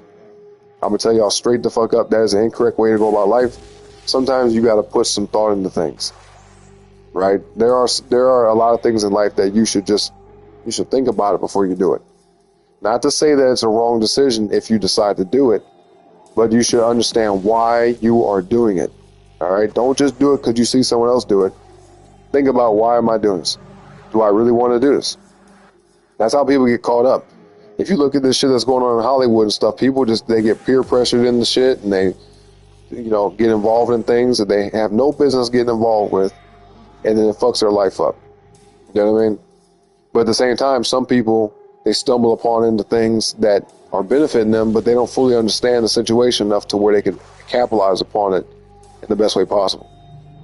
You know what I mean? They're just kind of just floating around and shit, and they're just getting lucky, you know? So understand what you're doing and why you're doing it, and life will be better off for you. Trust me. Let's see. That's what I'm saying. Call of Duty can't pull me into the world. Like, I feel like I'm there. You're right. It's not as immersive. I think it's more so just like junk food gaming, at least in my opinion. I'm not trying, like I said, if people out there like Call of Duty, that's great. But from my perspective, it feels like just fast food, junk food gaming. It's something just easy to pick up and, you know, do real quick. And, you know, it's somewhat addictive because, you know, you're playing matches with friends and shit, and it's fast paced. So if you're that type of person, you know, it makes you want to keep going back for more. But it is repetitive and it's not as immersive. I guess the only way it is immersive is the fact that you're just playing with your other friends, and that just for the simple fact of that, you know, just for the fun of playing with your friends. So Call of Duty definitely has a place in the gaming industry, but it's not as unique of an experience to where I don't know anybody that has played a Call of Duty game and be like, man, and have memories other than the fact of playing with their friends. Like, no, I don't know of any campaign that Call of Duty has made, right? And I could be wrong, because I haven't played too many of them, but I don't hear about it that much where people are like, man, that was a masterpiece. What an amazing story. You know what I mean? Man, remember that one mission? Remember that one cutscene? Oh, that shit was crazy, wasn't it? That shit was awesome. I don't hear shit like that about Call of Duty, you know, compared to other games. There's plenty of other games that are single-player story games that people are just like, dude, that's in my memory bank forever. You know, like even Bully. We talk about Bully a lot on this channel because that's what we play sometimes on late night streams, and Bully to me is a masterpiece, and that's an old fucking game. You know what I'm saying? But anyway, that's what I'm saying. Only a few can pull me in the world, like The Last of Us, Portal, and Portal 2, etc. Okay, and I understand that. The Last of Us, the first one was pretty cool. I really enjoyed that game a lot. I remember that game was so strong in my memory that I remember what was happening in my life when I was playing that.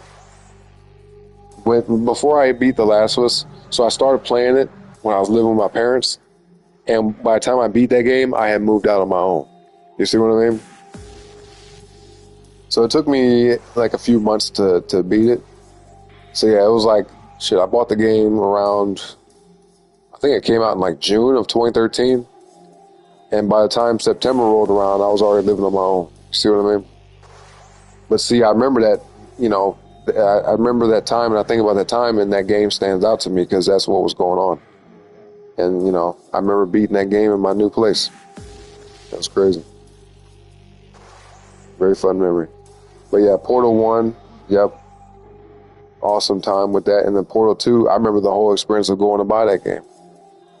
Dope ass game. I love them both.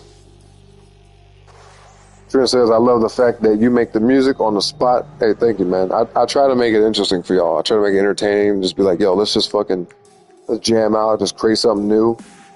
Every day I want to do at least one stream where I make something new for y'all, as long as I have the energy. Because it does take a lot of mental energy to make music. I'm just telling you all that right now. You said, I enjoy watching people finding and building music.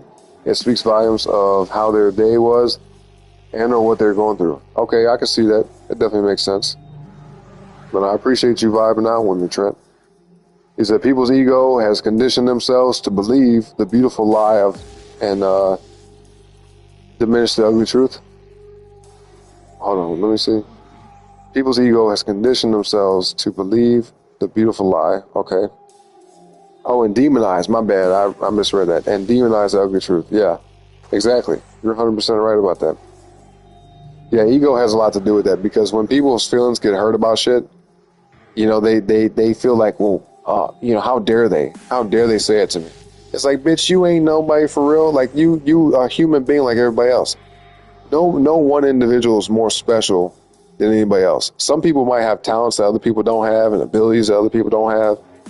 But at the end of the day, as long as you got arms and legs, you fucking pick up food, put it to your mouth like everyone else does. You go take a shit just like everybody else does, because you have to, otherwise you would die. You know what I mean? Everybody use the bathroom. Everybody takes showers, at least I hope. Everybody brush their teeth, at least I hope. You know what I'm saying? Everybody, this is the same shit that everybody does. So everybody has to still operate like a normal person. as far as just the day in and day out necessities, right? So when people get all offended by shit, it's like, bro, who you think you are? You know what I'm saying? Like, you say, how dare me for saying this, but bitch, who are you? You know what I'm saying? You are a person just like I am, you know? So instead of getting, like I said, instead of getting offended, if anything, just appreciate, you know, hearing that from somebody, you know? And like I said, like I told y'all, man, it ain't a perfect situation. There's plenty of times where somebody says some shit that I do not want to hear or I do not like to hear. Sometimes I hear things that hurt my feelings a little bit. But that's when I have to just, you know, check myself. I have to really check myself and say, listen, this is not worth getting upset about, because you start to become blinded. As soon as you get your feelings all enraged and inflamed and shit, you become blinded by your own emotion. And then your logic goes out the window. You're not able to think in a clear way. When you get upset, or when you know, whether you get sad about something or get angry about something, your judgment, your logic, and everything, your reasoning skills, all that shit, it suffers. It goes down, you know? Because when you let them feelings creep up, man, they overtake. You see what I'm saying? They overtake any type of, you know, rationality. So it's good to keep that shit in check as best as possible. It's not easy. Trust me, it definitely ain't easy. And some things will, you know, for lack of a better term, will trigger your emotions way stronger than other things, right? Like, if you look at black folks, I'm black, right? I'm half black. Some motherfuckers who are darker skinned than me, they hear the N-word and they want to fight you. They may want to kill you. You know, and it could be because I'm light skinned that it don't bother me as much, but I think I just have a different mindset, because I know some people that are about the same color as me, and if they hear the N-word, they're ready to shoot you over it. And I'm just like, bro, that's fucking dumb. Who gives a fuck if someone says the N-word? Straight up. You know what I'm saying? Because my dad was black and he didn't give a fuck about it. You see what I'm saying? So just as an example, shit like that. Some people, they may, you know, go to extreme, where other people, they don't even react to it. You know, if you call a white person the N-word, they gonna be like, they might laugh at you. You see what I'm saying? So it's just different people got different reactions. But at the end of the day, you need to think about what is worth, you know, doing something about for. And in my opinion, there ain't nothing that somebody could say that's worth crashing out over. You understand what I mean? Nothing. Not a motherfucking thing. Because these are just words at the end of the day. Even if someone says the most crazy shit to you, it ain't worth it, dog. Trust me. It ain't worth it. And if anything, all I do is, if someone's being disrespectful, I just take that in consideration. I'm like, okay, I got you. I see what kind of person you are. But I ain't finna try to do something to you about it. Oh, there we go. We got people leaving the chat, man. They don't like hearing the truth. That's okay. That's okay. Sub to the channel, y'all, if you rocking with what I got to say. If not, then, you know, you can unsub. It's up to you. Anyway, let's catch up with the chat. So we're going on break. Let's see. As I said, by the way, Portal and Portal 2 is pretty cool. Absolutely. I agree. Trent says, I can tell that you are speaking from firsthand experience in life. Oh, yeah, bro. Big time. I mean, I'm in my 30s now. I don't know how old you are, Trent, but I'm in my 30s, man. And even still, I had this mindset in my 20s. You know, I've definitely become a lot more wise. I've gained more wisdom over the years. But my dad, you know, he was a person that kept it real with me. And I had a very, you know, old school dad. You know, my dad was born in the 40s. I'll just put it that way. So he had me real late in life. My dad was almost 50 years old when I was born. So you could imagine me growing up, man. My dad had all this experience and wisdom to pass on to me. And he just told me straight up, you know, how life was and how things work. And I learned a lot from my dad. So I appreciate having a father like that. And two, especially my dad being a black man and having a bunch of kids, I was very lucky that he stuck around and raised me. I saw my dad every day, and that's rare. It's a sad truth. You know, it's very, very stupid and unfortunate. But if you look at the black community, man, a lot of black, you know, men and women did not grow up with their fathers. So I was very blessed. I was very, very blessed. So shout out to my dad, man. He's in heaven now. You know, he passed away. You know, rest in peace to my dad. He was an amazing dad, man. Straight up. Let's see. SOM said, oh yeah, I definitely don't follow. Just following will lead to chasing emptiness. Yep. Yeah, because don't only do it if you want to. You know what I mean? Only do things that you want to do, not because someone said, hey, do this. Like, you have to be willing to do it, you know? Someone said no integrity or no good morals will lead to no good character. Yep, I agree with that, 100%. Because then it becomes like, well, who are you as a person? If you don't have integrity or morals, then what the fuck? You're just loose. You know what I mean? And then you're very susceptible to bad influence at that point. As I said, I remembered I played The Last of Us on PS3 on my old CRT TV. I missed that TV kind of. I think I had the same setup, man. Well, at least in 2013, I bought my first flat screen TV. But prior to that, I had one of them old ass box TVs. So yeah, I know what you mean. Trent says, it seems like words are heavier than sticks and stones. To some people, yeah. He said, bro, I'm here. What you mean? He said, you're 36. Okay, so you're a little bit older than me. You're just a little bit older than me. SOM said, the guy who said that was that AGS Live guy. And I was like, damn, that's true. Okay, yep. So look, we have a lot of common sense folks nowadays, thankfully. You know, and things are definitely changing in the world. But unfortunately, a lot of these stupid fucking people are some of the loudest people around, especially when it comes to the internet. You see what I mean? You got a lot of dumb, fucking nonsensical people who have a very brainwashed, propagandized, childish way of looking at life. You understand? And these fucking goofy ass people are so vocal, which they have the right to be, right? That, you know, I believe that. But they're so vocal that the people that have sense and logic and, you know, reasoning skills and people that are just a little bit more down to earth, a lot of those folks are real quiet because they are not out there trying to get attention. They're not out there trying to look, you know, like, hey, look at me. You see what I'm saying? So I like that we have more people becoming more vocal and speaking out and saying, hey, this shit is stupid. Why are we doing this? If you look at what's happening in the government in America, in the United States today, right? At least with the way the people voted here in America, that's a good sign in my opinion, because we don't want the fucking, hey, you know, don't say that. You need to get canceled. We need to take this from you and all that bullshit. Oh, you know, you can't talk about this. No, fuck that. I can talk about what I want to. You know what I'm saying? And so can you. Even if what you're saying is stupid, and even if what I'm saying is stupid, we all have the right to say it. At least I believe that. You know? Because listen, how are you going to know someone is stupid if you can't hear what they got to say? You know what I'm saying? Shit. Anyway, Sharon said, oh, thanks for sharing that about your father. I appreciate that. Yeah. I mean, I'm not going to say I'm totally an open book, but I don't really have much to hide. You know what I'm saying? I don't operate my life in a way where I have shame. You know, I fucking keep it real with folks, man. Obviously, some things in life are private. You know, some things I don't need to or want to share with the internet. But for the most part, I mean, there's plenty of things that I talk about on here with y'all that I'm just like, why the fuck? I'm not gonna be all bashful about it because I ain't got nothing to hide. You know, I'm not doing nothing crazy or illegal or fucking dangerous and stupid. At least in my opinion. You know, who knows? Some people might disagree. I don't know, but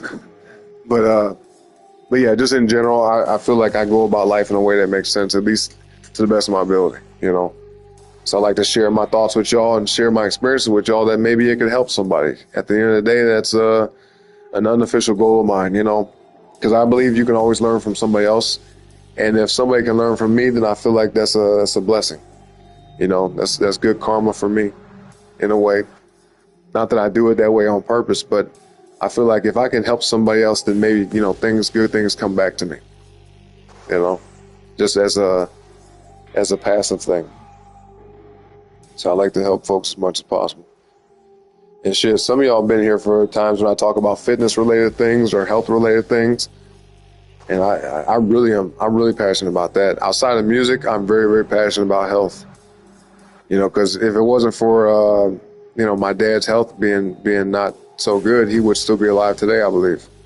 Now, he would be about 80 years old. My dad would be like 80 years old, yeah, easily. But he would still be alive because there's people that are 100 that are still alive. You see what I mean? But I didn't know what I know now. I didn't know then what I know now, I should say. And I learned a lot, boy. I studied fitness-related shit, stuff about biology, a lot of medical records. Medical journals, medical studies. stuff about herbal supplements, herbs in general, plant medicine, all type of shit, bro. And I'm still learning stuff. I don't know everything yet, but I know quite a bit. I definitely can tell y'all this, and this is just from experience, but I know more than the average person, just because I took the time to purposely educate myself on this stuff. Some of this came from learning, seeing other people go through things, and some of this was even from my own experience. Because, if anybody eats not the best, they eat junk food and eat processed foods, at some point that shit will catch up with you, and at some point you will suffer some consequences. So with me, man, I love French fries, or at least I used to. I used to love eating chips. I used to love drinking alcohol, a whole bunch of shit, bro, right? And I started noticing some things with my health where I'm like, yo, what the fuck going on here? You know what I'm saying? This is different. This is weird. I didn't feel like this before. So some things I just learned out of necessity for myself, because I'm like, yo, I don't feel as good as I used to in my 20s. I mean, I do now, but there was times where I was like, yo, there's some things going on with my health that's kind of worrying me a little bit. And so I wanted to educate myself. I wanted to find out, what can I do to fix this? Well, shit like that. So, yeah, I've learned quite a bit, man, quite a bit.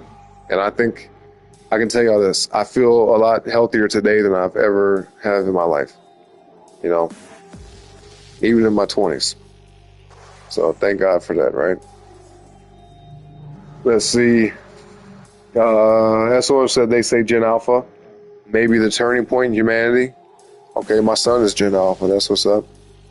He said they saying, says good men bring good times. Oh, yeah. Oh, that phrase. Okay.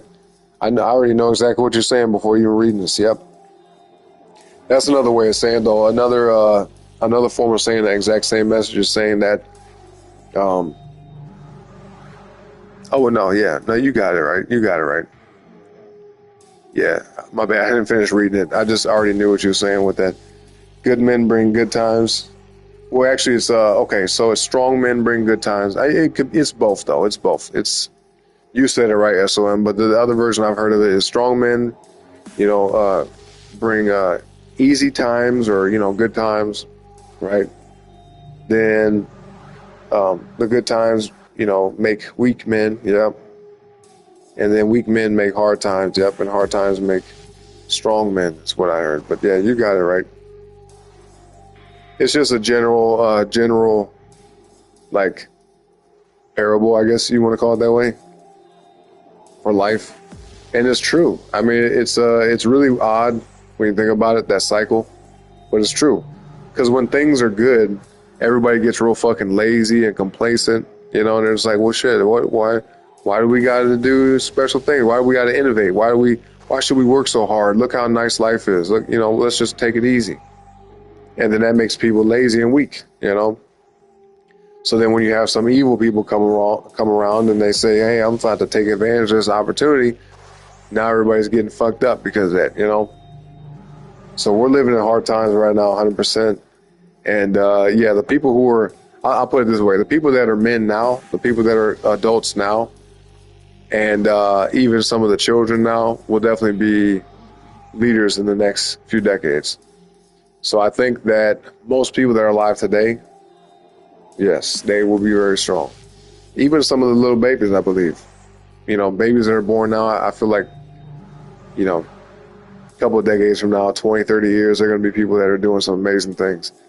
But at the same time, if you fast forward about 100 years from now, we might be in significantly better times, or at least heading towards more difficult times again, just because of the people that are around today making things better. Because we're definitely in some tough times in the world today with what's going on. And I think if anybody's been paying attention even a little bit, they can feel the stress and the tension around the world today, right? With the economy, with politics, with possible war, possible World War III situation, nuclear warfare. We got fucking drones flying through the sky. People don't know what the fuck it is. It could be aliens. It could be the government. Who knows, bro? Who knows? There's a lot of weird shit happening now, right? And people are very, very tense. People are on edge and people are confused. But then you have some people are, paying attention. They're saying, I see these problems here. I may not be able to fix everything, but I can play a part in fixing this one thing, for example, you know? So it takes community, it takes a group of people, a large group of people to make significant change. But I do believe that we do have that large group of people nowadays to where a lot of folks around the world, not just here in America, but around the world, a lot of folks are tired of the bullshit and people are waking up. Some people are just now waking up to the fact that there's bullshit going on. Then you have some people who've been knowing about this stuff. I've been telling people since 2009 that, yo, there's some shit going on that's weird. I call it the Wizard of Oz effect, okay? Where everyone seems to be happy and everything seems nice. Oh, yeah. But then you turn around and realize, oh, there's some behind the scenes shit going on. You know what I mean? It ain't what you think it is. What you see is not what you think it is. So I think I've been knowing about this for a long time. Because even, you know, I was noticing weird shit in music videos back in like 2010. You know what I mean? That's when I first really started paying attention to it. I was like, yo, what's with this weird fucking demonic ass symbolism in music videos? What is this bullshit? You know what I mean? And then you got other people just jam along with it, having, you know, blasting that shit, having fun and listening to it like there's nothing wrong with it. But it's like, no, bro, this shit is poisoning your mind. It's very suggestive and it's, you know, influencing you in a negative way. You get what I'm saying? So, yeah, I've been paying attention to that for a long time, but I feel like if y'all ask me, man, I think ever since 2020, that's when people started to really kind of catch on that there's something going on, that there's some issues. There's some weird shit going on. I think, yeah, ever since 2020, that's when the awakening started happening. And slowly over the last 4 years, now we're in the 5th year past that people are significantly more knowledgeable than they used to be. Because before the pandemic, man, everybody just kind of, you know, walking around like, you know, day in and day out, it's the same shit. Yep. They don't think about it, you know. But when the pandemic hit, that's when people was like, whoa, what the fuck is going on here? And it shook a lot of people. It really it made a big impact. And some people fell prey to the bullshit around that time, and then other people was like, whoa, I'm being real cautious about what's happening now. But there was a lot of confusion around 2020. It was very confusing time. So I understand a lot of decisions that people made, but I could already tell what was going on. You know what I mean? Straight up, like I was paying attention to stuff before that, leading up to it, to where like by the time 2020 happened, when that whole situation happened, I was able to kind of be like, okay, this is interesting, you know, that they're doing this shit right now. You see what I mean? And then now we've learned this is actually proven that we found out that shit was leaked out of a lab. Ain't that a bitch? You know what I'm saying? So it's like, why are y'all fucking with this? Why are you guys messing with viruses in a lab? You stupid son of a bitch. That's not something we should be messing with. Straight up. Like, it's bad enough to have viruses exist. It's bad enough that they exist and that people get sick from them. And then, okay, now we got to deal with that. We got to cure people and get them better. But now you're not only, you know, fucking manipulating with it, but you're letting it out into the public. You know what I mean? So you're in there doing some Frankenstein bullshit with viruses, which is already a very dangerous thing. Viruses are not like bacteria. All right? And I don't know if y'all know this, but viruses are almost like an alien thing, right? When it comes to the body. You can't technically get rid of viruses the same way as bacteria or like fungus. You know, fungus is very complex too, especially when it comes to like mycotoxins. You know, like spores and shit. Those, man, that could wreak havoc on your body if you get the wrong mycotoxins in your body, right? But bacteria is the easiest shit to get rid of. You know, you can antibiotics, wipe your whole body out, which is not good, but there's natural medicines that can help with that, right? But viruses, man, are so complex, bro. Like, even if you look at a virus under a microscope, they look like fucking aliens. You know what I mean? Very, very strange looking things. So the fact that they're messing with that shit in the lab is so stupid. So stupid. So I hate that they were doing that shit. But, you know, you got a lot of evil fucking people that are dumb at the same time. How about that? Ain't that something? Some of the most evil people in the world are some of the stupidest fucking idiots walking around. All right, and then they also got a whole bunch of money on top of that. So not only are they dumb, now they're smart in a way where they found a way to make money, or at least they were willing to compromise themselves, some of them, to make that money, right? That shit happens too.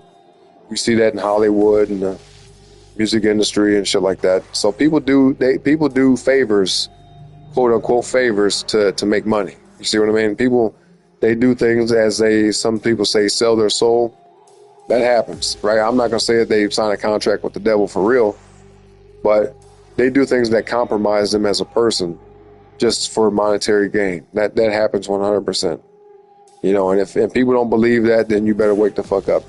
That been happening.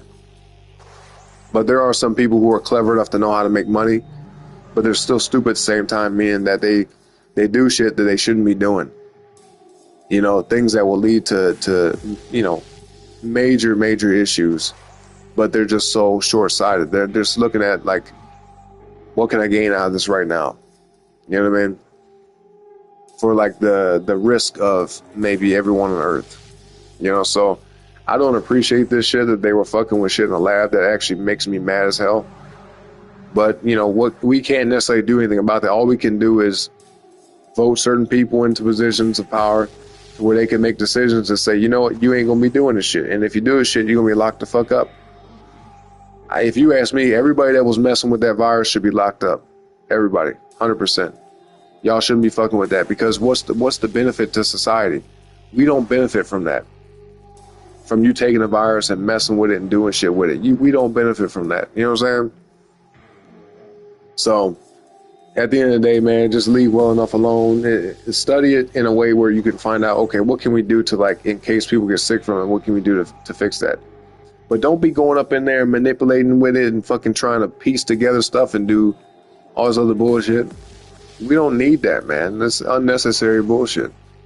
And look what it led to, a worldwide pandemic. Anyway, some people will say, and I'm just saying allegedly, but some people will say that shit was on purpose. Allegedly, right? Just so we protect our channel here. Allegedly. I'm not saying it was on purpose, but I'm just saying some people say it was on purpose, okay? This is what I heard, allegedly. Anyway, let's see. Trent says the signs are there to learn from others. Yep.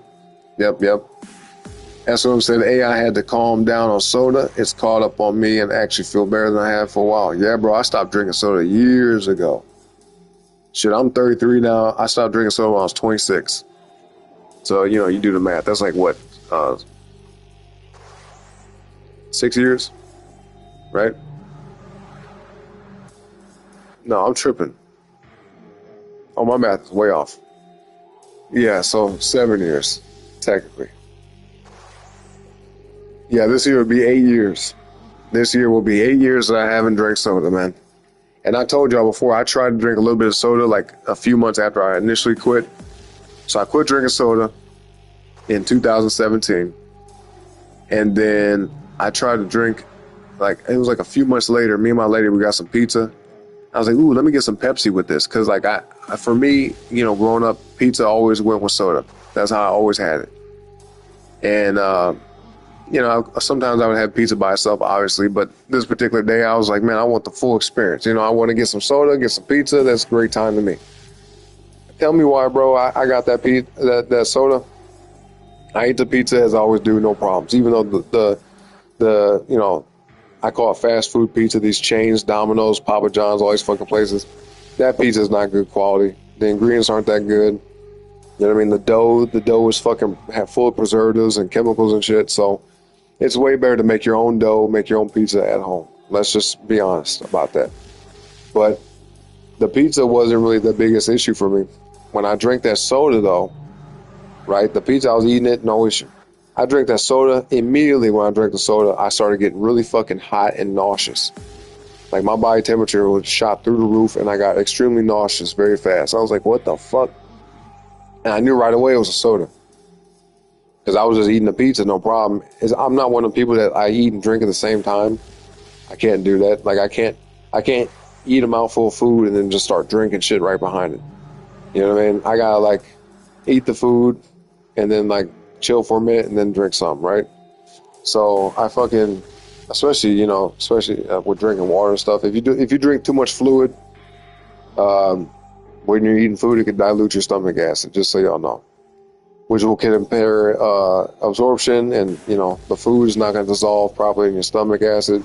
It's a bunch of shit. Like I don't want to get into it right now. It's a lot of stuff to it, but soda is acidic, so you ain't got to worry too much about that, I guess. But you shouldn't be drinking soda in the first fucking place. Anyway, when I drank that soda, man, I didn't feel good afterwards. And immediately I was like, yep, I'm never going to touch it again. So that was a good experience for me, because I quit it initially just to see what would happen, because I want to give my body a break from it. And when I went back to try it again, it made me so sick. I was like, yep, I'm never going to drink this shit again, bro. It's terrible for you. Plus, I mean, if you just look at the back of a can of soda or a bottle of soda, look at them ingredients, man. Read the ingredients. Some of them you probably can't even pronounce. Some of them you probably don't even know what the fuck they are. Not to mention the sugar content. Look at the carbohydrates, the added sugar, all that type of stuff. There's like multiple days worth of sugar in one like 20-ounce drink of soda, for example. It doesn't really matter the brand. Any soda that contains sugar, almost 100% of them have like days, if not a week plus worth of sugar, right? Because if you think about how much sugar you're supposed to have every day, like what would be acceptable to your body, not just what the medical field says, not what just the RDA or whatever, the recommended daily allowance. No, I'm talking about what your body can tolerate.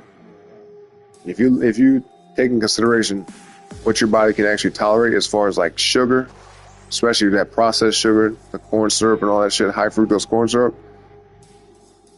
it's multiple days worth of that within one drink of like one bottle of that shit. And some people be drinking like a liter of soda a day, and it's like, bro, you're killing yourself. I hate to break it to you, but you are killing yourself, man. It's something you need to know. So shout out to SOM. I'm glad to hear that you're cutting back on that. But the alternative, I tell people, because I always try to give solutions. I don't like to tell people like, hey, don't eat this, it'll kill you, right?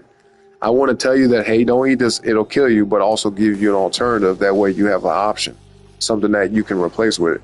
So what I do is, anytime I want something carbonated, I drink seltzer water or like carbonated water. You can buy flavored waters. Now, I'm not one of the people that say get sugar-free either. I don't fuck with sugar-free. I don't believe that stuff is good for you. You know what I'm saying? The artificial sugar, that stuff is not good for you. And not because it'll mess with your blood sugar, although it can. The reason why I say artificial sweeteners and the sugar-free stuff is bad for you is because it messes with your gut bacteria, okay? It 100% disrupts your gut microbiome, all right? Just so y'all know. So that's reason enough to not fuck with it. So what I do is I'll drink like unsweetened, like flavored carbonated water occasionally.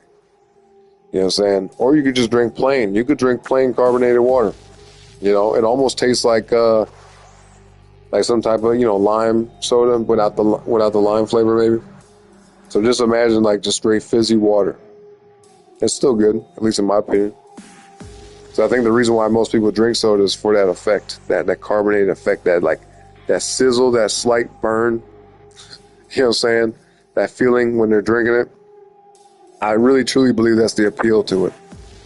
So if that's the case, man, there's plenty of brands of drinks you could buy out there. Polar, at least I'm speaking about in America. I don't know about overseas or nothing like that, but in America we have shit called Polar. We have Aha's, we have Bubblies, we have Waterloos. There's a bunch of different companies here in America that sell stuff like that, so there's alternatives. So just find carbonated water brands wherever you live if you're in a different country. Or, get some, just to get some straight up carbonated water. They even sell machines now that you can do, you can make carbonated water with, if you are into that. Let's see, we gotta really catch up with this chat, man. I need to take care of something. Let's see. That's what I'm saying. I may have said it wrong. Hope not. What you mean? What you talking about? Talking about the phrase of good times bring strong men, all that? No, you said it right. You said it right. It's the same message either way, you know what I mean? As long as people understand what you're talking about. I understood what you're talking about.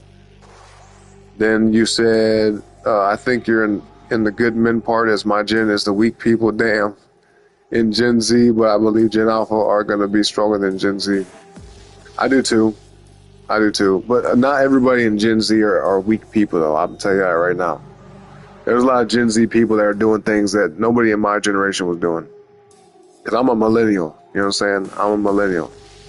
And I'm at the very tail end of it. Like, because if you fast forward a couple years after I was born, that's when Gen Z started. You get what I mean? So I'm at the very end of the millennials. But there's plenty of Gen Z people that are out there doing amazing things, man. So there's some Gen Z people that are very, very weak-minded. I'll put it that way.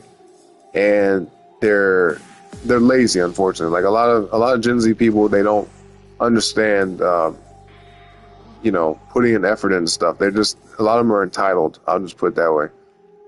But not all of them. All right. There's plenty of Gen Z people that, they're very determined, goal-oriented people. They have goals and they're ambitious. So shout out to them. Shout out to them. Trent says, I personally believe that it's all military UAP that's in the skies. I do too. I do believe it's definitely some type of, secret, I'll just put it this way, like clandestine, black budget type shit, you know what I mean? Clandestine, whichever. It's definitely some shit that's under the radar as far as not being spoken about. Classified shit, I do believe that.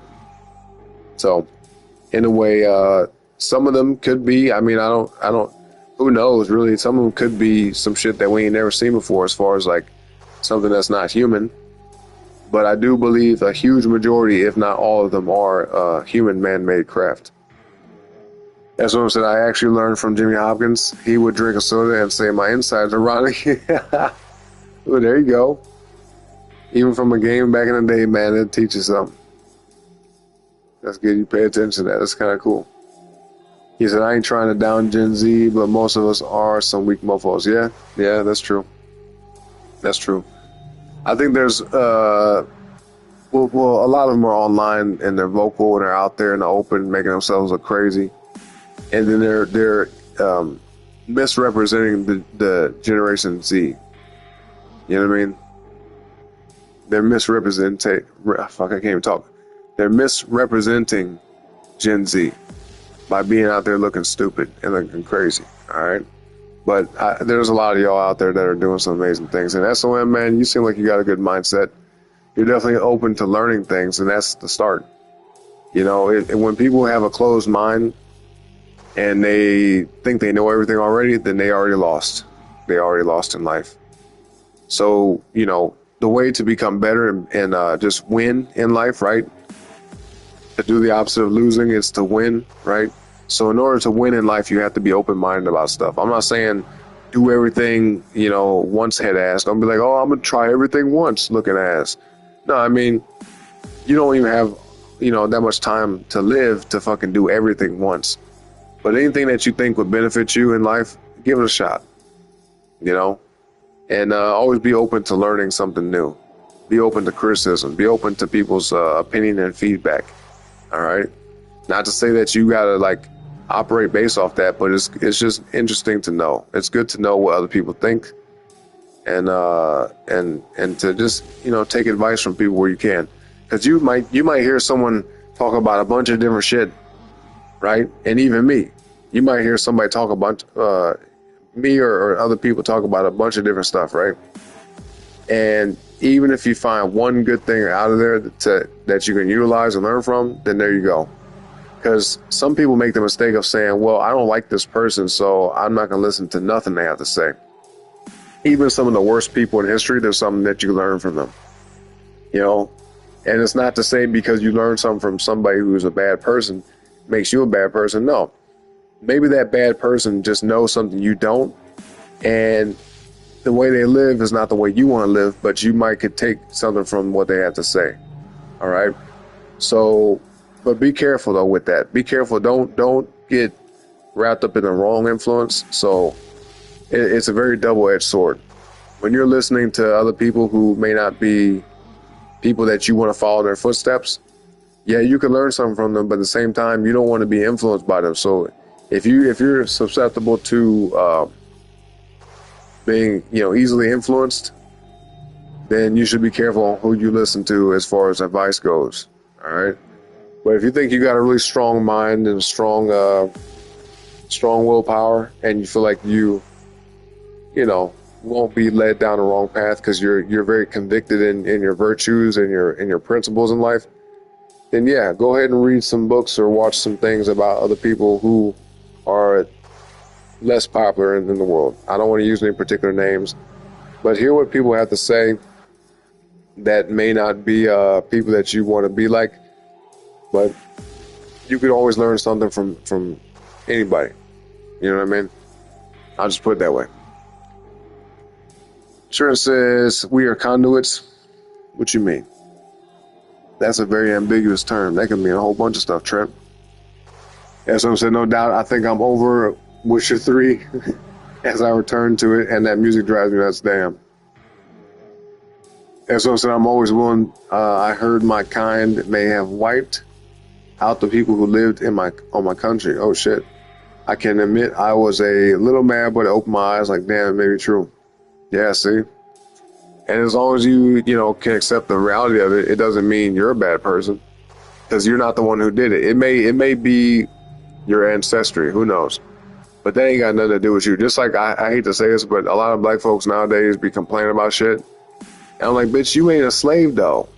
Like, yeah, it sucks that our ancestors went through that, but you are not going through that right now today. Aren't you walking around free? Don't you get to do what you want to do? It's like, no, but I can't do this again. Well, that's because of you then. Because ain't nobody stopping you but you. All right, I don't want to hear that bullshit. But anyway, that's a whole nother topic for another day, man. I got plenty of things to say about that. There will be videos coming soon, y'all, when I get a better laptop, because I have ideas and concepts written down for video topics I'm talking about. You guys will see me on camera for that. I had some pre-recorded footage already, but nothing was actually finished or finalized. So it'll take a little while to get that stuff released. But yeah, you guys gonna see me just based on how I'm talking right now, talking to y'all, sitting right here. Y'all gonna see me talking about that, but just to a camera. All right, just fucking letting my thoughts flow, talking about all type of different topics. All right. So soon to come, it'll be this year for sure. I'm definitely gonna get a new laptop this year. But we'll see. We'll see how long it takes. But anyway, y'all, we're finna take a quick little break. All right, so take this time, y'all. Do what you gotta do, man. Some of y'all already know what's up, but I'm finna tell y'all.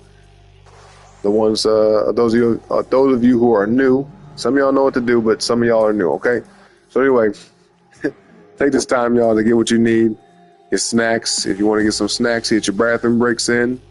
Your water refills. Maybe even make you a mixed drink, but only if you're old enough. Okay. And that water will come in handy for that too. So just keep that in mind. But anyway, I will be back in about 5 to 10 minutes. If you guys do not want to hang around during the break, it's all good. Just hit that like button on the way out for me if you could, and subscribe to the channel if you haven't already. All right? Come on, man. What are you doing? What are y'all doing, man? Hit that button. It's free. And it's the easiest way to help out the show. If you rock what we do over here, then hit the buttons. Hit them buttons, man. Hit them buttons. But anyway, y'all, like I said, I will be back. With all that being said, intermission break has officially commenced.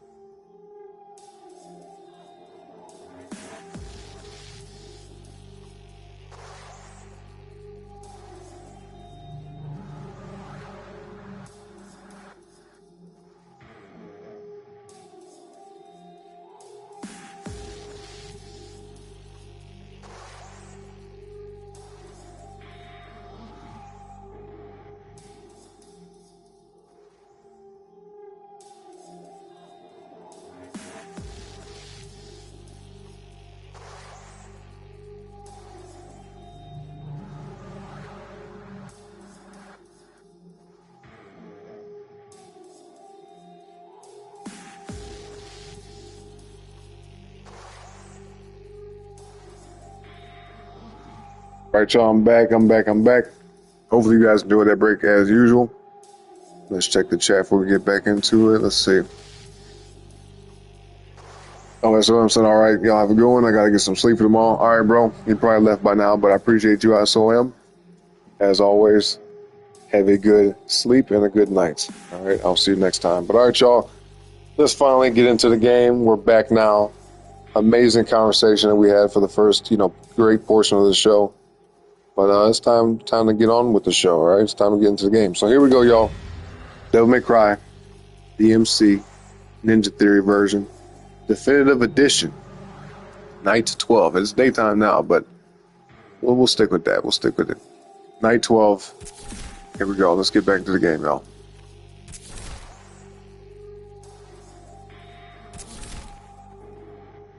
All right, we got mission 18, but first we got a point to spend. So we're going to need some audience participation with this one right here. You guys already know how we do it. We got 1 point to spend. Now, with this game, I will pick the individual specific upgrade, but you guys just let me know which category y'all want to put that in, all right? It's totally up to you guys. First person in that chat to make a choice is what I'm going to go with. All right, so here's the choices. We got abilities, Rebellion, Arbiter. Oh, shit, my bad, messed up. Arbiter, Osiris, Erix, Aquila, Ebby and Ivory, Revenant, or Kablooey. Y'all pick one of these 8 and let me know. Pick one of them. Pick one. Because, we only got 1 point to spend. So first person in the chat to make a pick is what we'll go with. All right.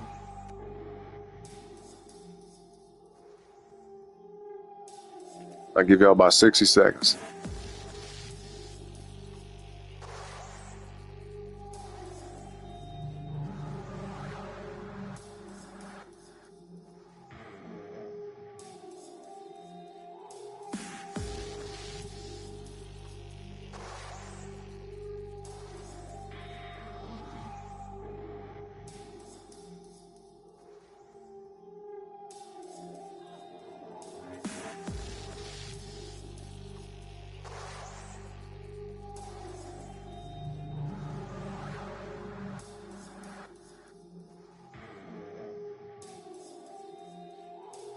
Yo, we got DmC boy. How you say your first name? Xru? Zero? Is it Zero? He said, "What's up? I would prefer Aquila, to be honest." Okay, shout out to you, man. Appreciate you. What up, though? What up? Well, you know what? You seem like a person who knows about this game, DmC boy. By looking at your name. Zyru. Okay, Zyru. Do I have that correct? But you know what? You seem like I said, like you know about this. So if there's any particular upgrade that you see on the screen that you want to get, let me know. If not, I'll pick one myself. It's cool either way. I just like to, have y'all participate as much as possible when y'all want to. Appreciate you being here, though. Hey, by the way, man, hit that like on the video for me if you haven't already. Sub to the channel if you haven't already. All right. You seem like you'd be a cool person to have around. Let's see. You got anything in mind, though? Or you want me to pick so we can get on with the show? You said, appreciate the mention. I kind of know DmC a bit. Pick Aerial Buy-In too. I got you. That'll work. That'll work, man. Appreciate you. Yes, sir. All right, y'all. Let's get on with it. Here we go, y'all, with Mission 18, Demon's Den. Let's get it.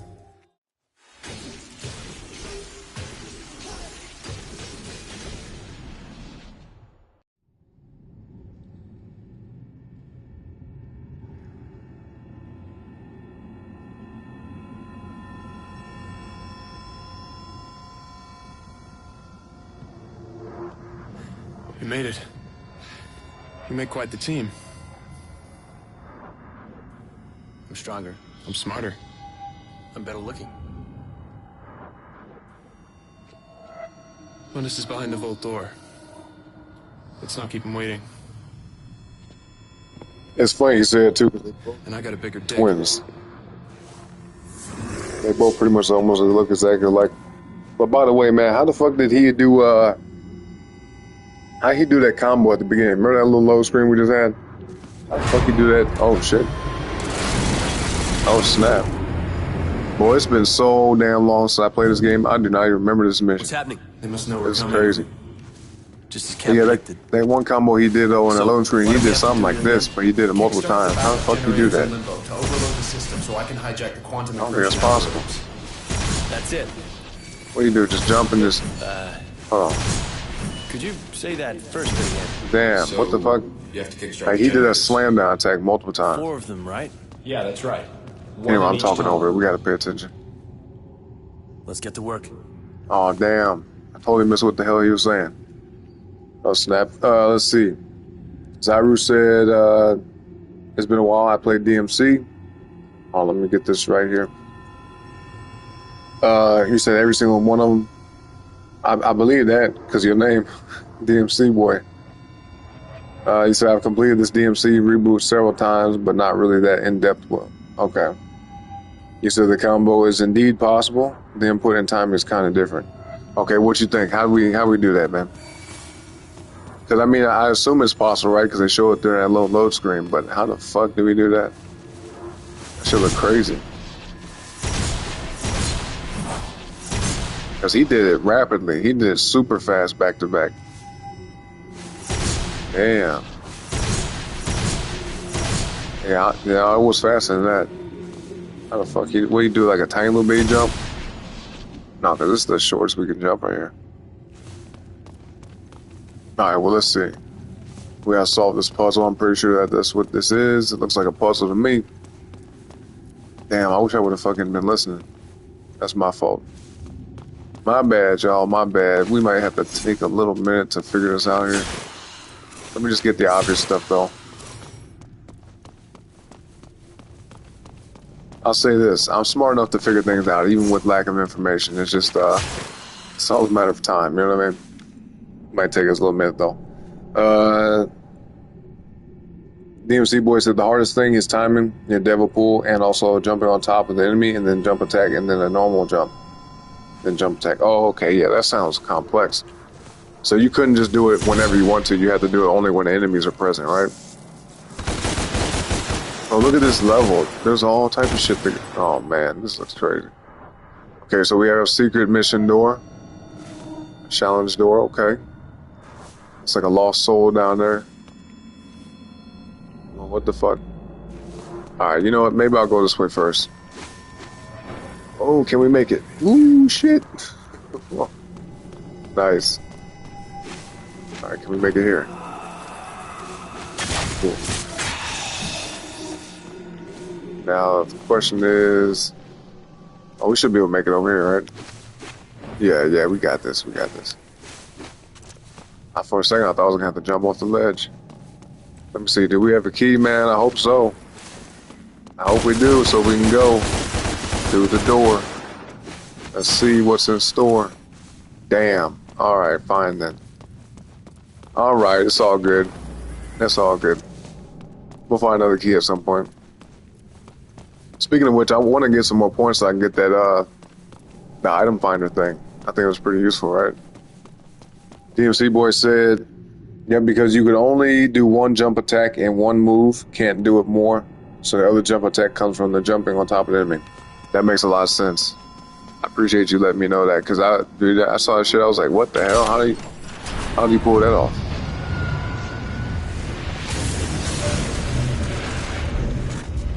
Speaking of pulling, it looks like we're going to have to do a lot of pulling in this mission.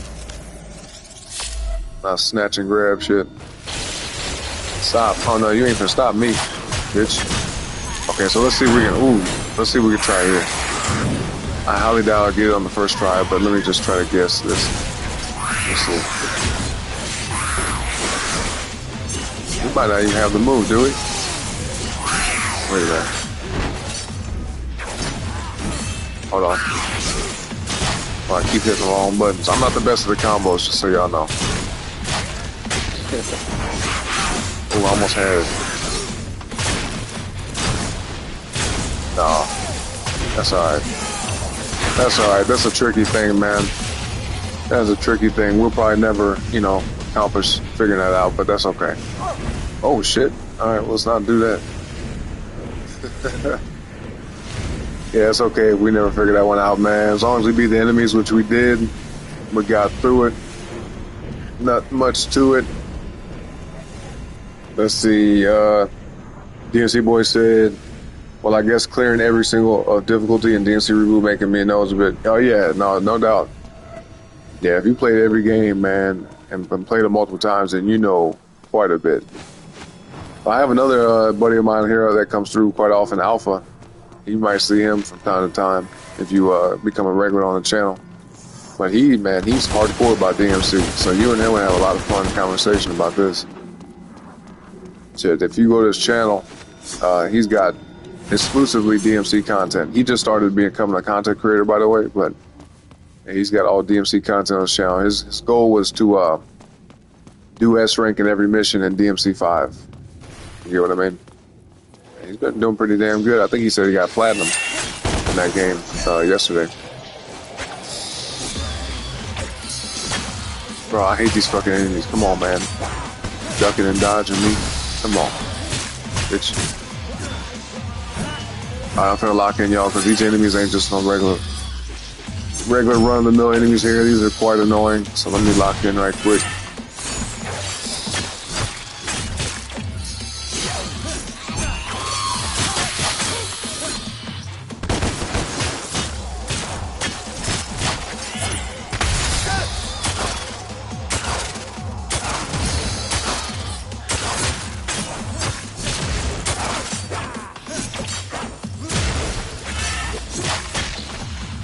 Oh, nice. That was pretty. A little bit more simple than I thought it would be. Alright, come on. Oh, shit. Come on, man. Come on, come on.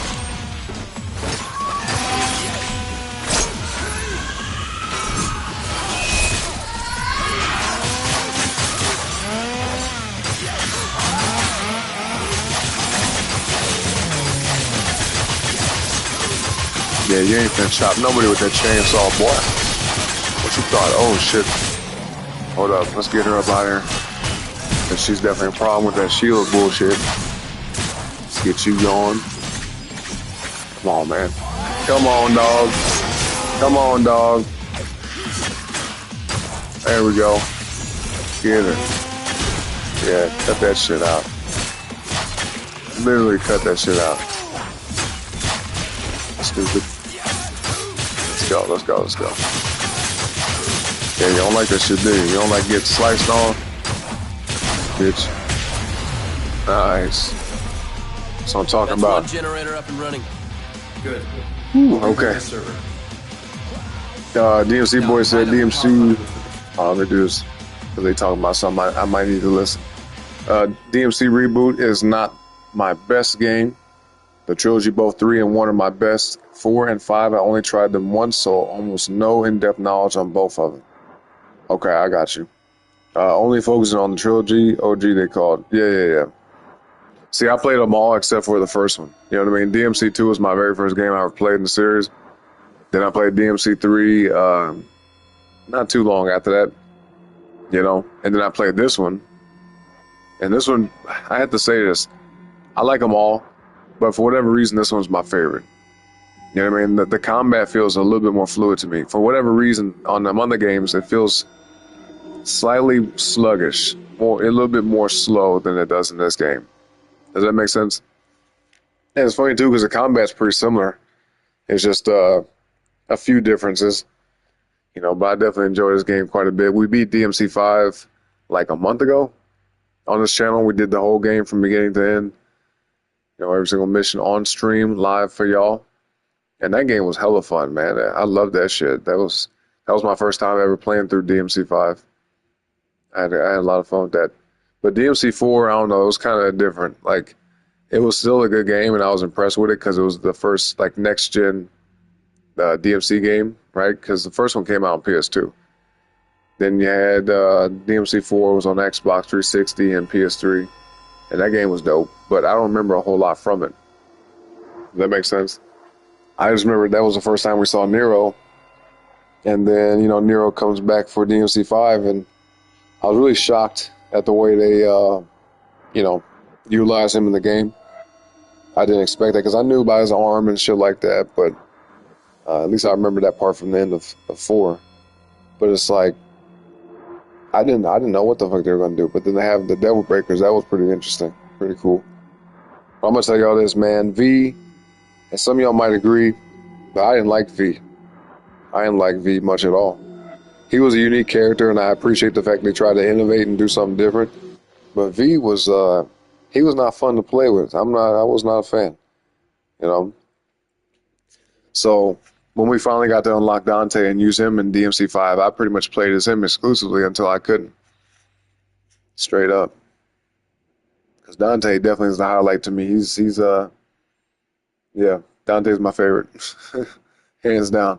Now, Virgil's fucking dope as hell, especially in DmC 2. I had fun playing with him. Or, matter of fact, I don't remember which game it was. It might have been either DmC 2 or 3 that plays Virgil. I forgot. But that was a long time ago, bro. Long time ago. I haven't played either one of them games in, 15 years? Something like that. Oh, hold on. DmC boy said DmC 2 is horrible. Damn, I heard a lot of people say stuff about it. But see, that was my first one, so, you know, I didn't have nothing to compare it to. I had fun with it, though. That was definitely my first DmC game, so it has a lot of nostalgia for me. So here's the issue, though. If I go back to it at this point, I might not enjoy it. You see what I mean? I might not have fun with it just because of playing these other ones. But who knows? It might bring back some good memories. And for that, it'll be worth playing again. You said Virgil cutting Nero's arm. Best scene, no doubt. He said DmC 3 for Virgil. Okay. He said DmC 2 had Lucia and not Virgil. Little correction. Okay, I got you. Yeah, see, my memory, you know, going that far back is hard to remember all these little details in the game. But I do remember playing as Virgil in one of those. And I had a lot of fun, especially going to Devil Trigger mode, you know. But it's funny because Virgil, when he turns into Devil Trigger, for whatever reason, he reminds me of like a praying mantis. Does that make sense? That's just something that stuck out in my brain. Like the way he looked, his design, especially with his katana, the Yamato, that shit reminded me of a praying mantis. I don't know. That's what it felt like to me. But anyway, Corresponding server. let's get back to it. Let's go. Yeah, let's see what this is. We got a little health thing. A vital star. Let's pick that up.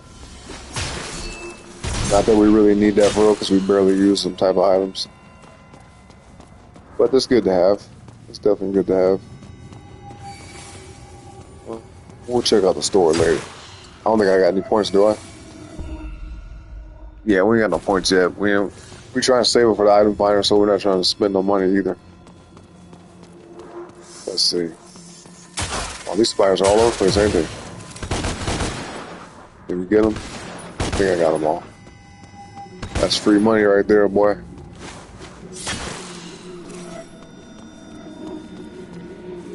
Alright, let's see. Whoa, let's be careful. Let's go over here. Oh, fuck. Come on. You said clear all the room first, you'll get hints you need. You're talking about like when you divert off the path, right? Like we're going the right way, right? At this level, man, I don't even remember this shit. I beat this game, you know, like 10 years ago, 10, 11, almost 12 years ago now. Actually, no, it was exactly 12 years ago because this game came out in January of 2013. I remember that vividly.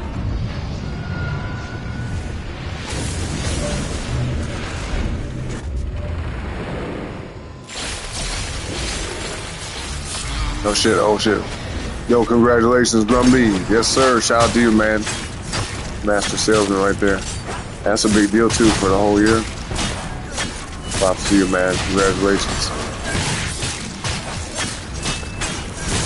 Alright, these guys ain't shit. Let's get them up out of here. Bitch. Yeah, come on over here. Get over here. Come on, bitch. Oh. Take that shield. Get on back over here, boy. Nice. Alright, now what? Oh, with these little flying things, dude, I hate these. DmC boy said, "Yep, for the first room's puzzle." I got you. I got you. I got you.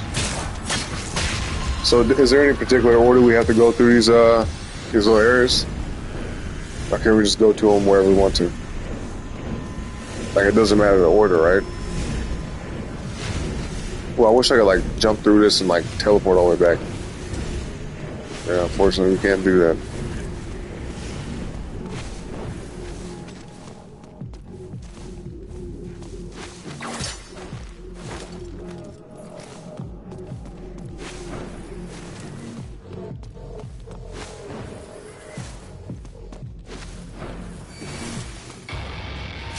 Some more enemies. I knew it.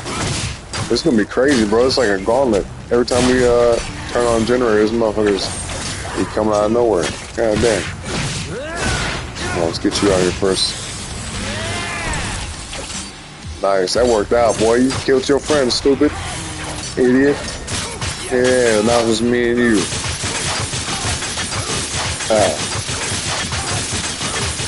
Just spam the fuck out of this. Shit. There we go. Damn, okay, hold up. We got a big belly up in the room, man. Got the big belly. Now after playing Death Stranding, his stomach reminds you of that fucking the thing that holds the little baby in that game. Straight up. That's what I think of when I see that. Damn it. Hold on. Oh shit. I ain't trying to get hit. Damn. Ooh, that was close. Yeah, man. Okay, man. Alright, yeah, that don't work. Let's just do this. Look at that slow walking shit. Hold up.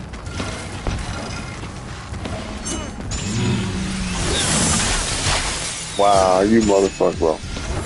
Let me quit playing around. Let's get serious.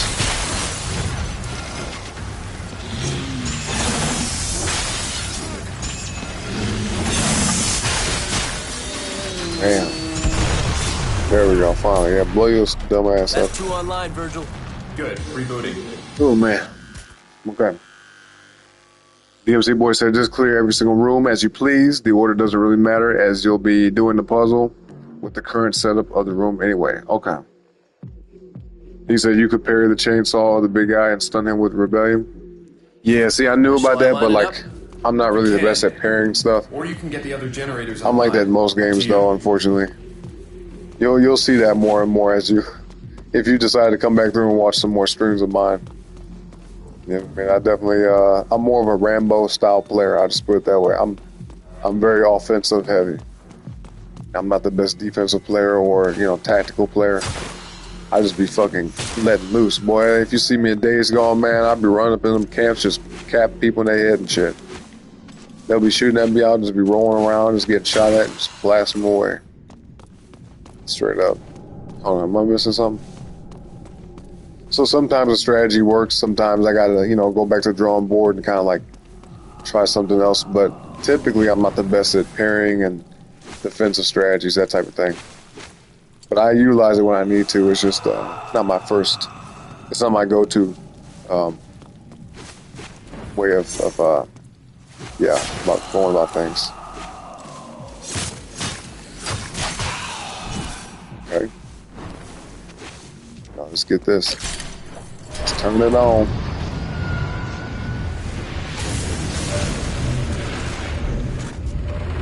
No, I appreciate you, DmC boy, for reminding me of that. 100%. Actually, let me ask you this. Oh shit, what's the best like way to go about that? Because I'm not too sure exactly how to do the parrying thing in this game. There's no block button, Oh, let's activate this. Let's get some health back right quick. Come on. Yeah, get on down here. Let's keep it going. Damn. That's alright, we got a little bit of help. That's what's up. Hey, we got an A for orange. Check that out. An A for orange. Hell yeah.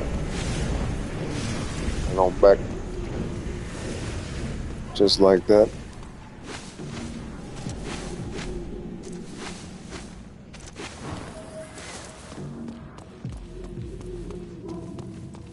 He said DmC is always a stylish game. Pick your style, I choose speed running. Oh shit, okay. So you don't do like the little side stuff, the secret missions and whatnot? Oh, here we go. Bro, I'm so sick of these big back ass enemies, bro. Get up on my face. Big back. We got a big back, y'all. Come on.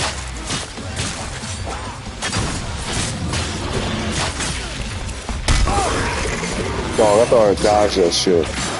Get out of here.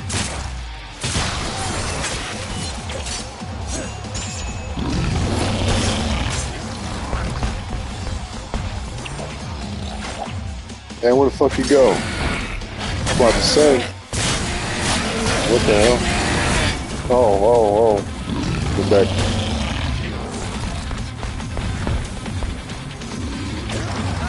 Oh, damn, okay. We didn't get to do it that time.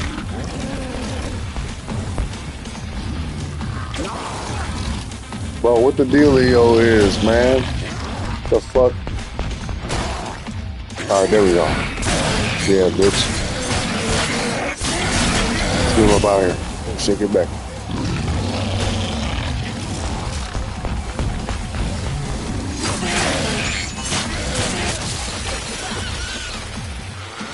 Okay, we got some more, huh? I remember these things. Let's take care of them right quick. These are pretty simple.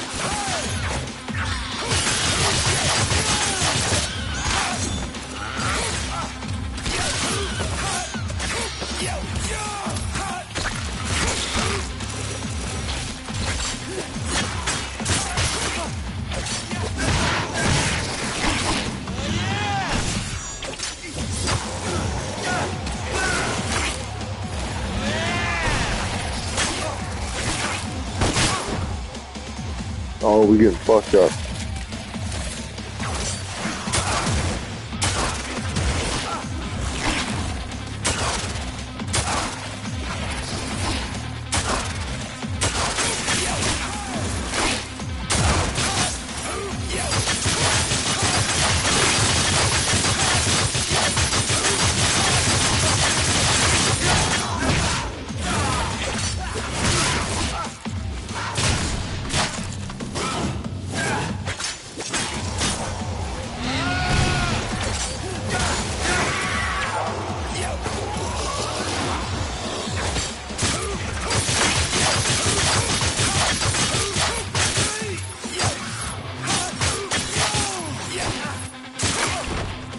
God damn, hold up.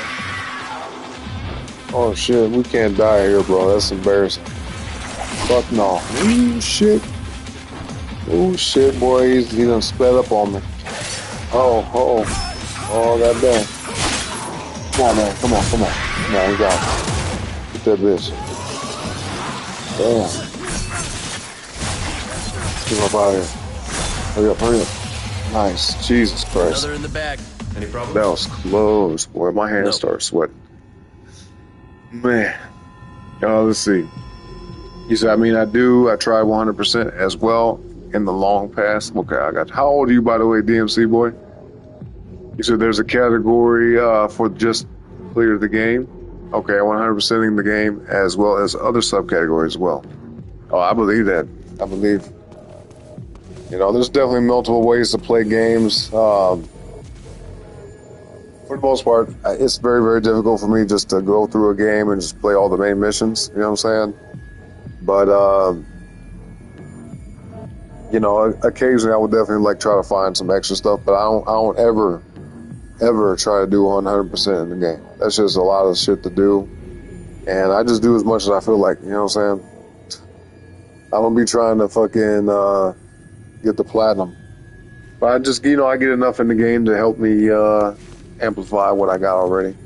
Especially games where we can level up. I try to do some leveling things so you become stronger, get the upgrades and shit.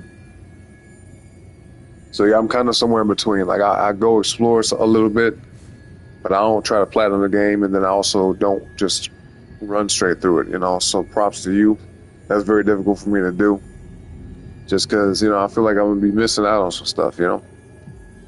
And to be honest with y'all, most games I play, I only play once. This game right here, along with a couple other games that we've been playing lately on the channel, are games I played from back in the day, but that's only because I enjoyed them. But most games, once I beat them, I never come back. It's super rare for me to play a game more than once. You said good strategy for the twin cat, but locking the blue cat with Aquila a lot better. Okay, I got you. Thank you. I appreciate that. Early 20s. Okay, okay. Man, I wish I was that age again, man. That'd be nice. But we got another point, y'all. Which category should we put in? First person in the chat to make a choice is what I'm gonna go with. And if you want to, in that specific category, you can point out like any particular upgrade if y'all want to.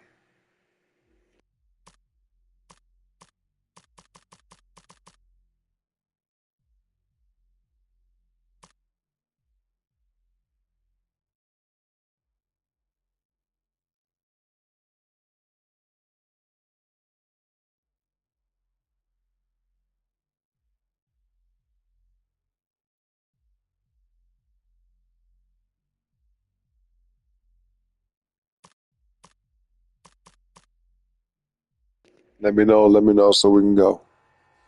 Let me know. I'll give y'all about 15 more seconds before I make my choice.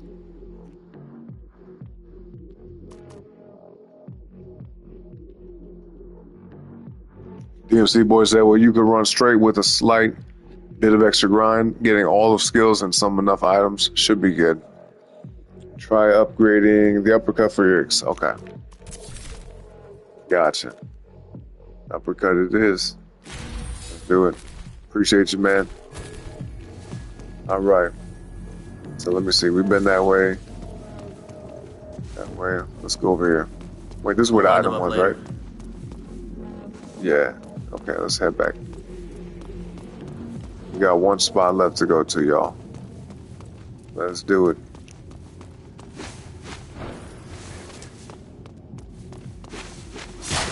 Let's do it. Let's get to it, man. Hold on. Okay, never mind. See, I'm always on the lookout for like little shit that I might be passing up.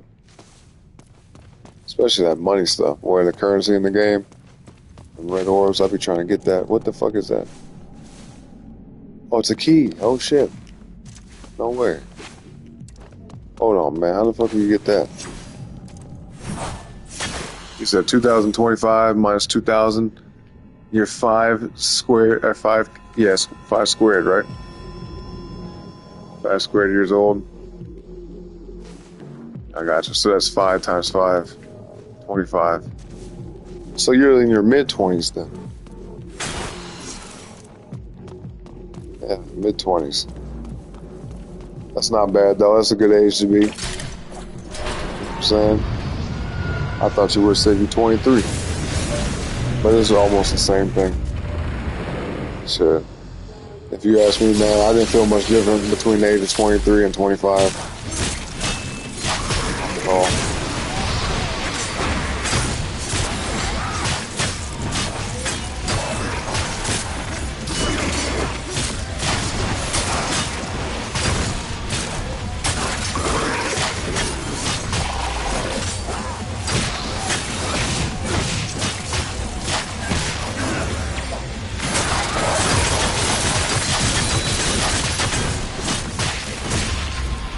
Nice. Wasn't too bad. Not too bad, not too bad. Oh, let's see. I want to find a way to get that key, man. How the fuck do we get that key? Hold up. You said you had mid-20s, I think early though. It hasn't been my B-day yet, so 24 it is. Okay, I got you. What's your birthday, by the way, man? You know, we got some people that be into astrology over here. My birthday, just so y'all know, because, you know, I don't want to ask y'all, and you guys are like, well, what's your birthday? My birthday's at the end of May, man. The very end of May. May 28th. My favorite day of the year. How the fuck do I get this? What the hell? DmC boy, you got any advice here, man? Because dude, my jump is not nearly high enough. See what I'm saying? Isn't that stupid too? Like the jump.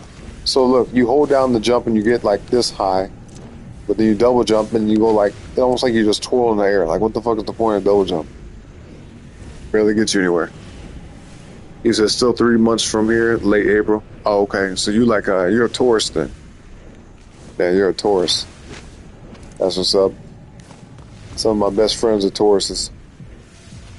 They help me help. See, look, we got stuff up there to get, but I don't have no clue how to get up there. Damn. Can I jump from here? Hold on.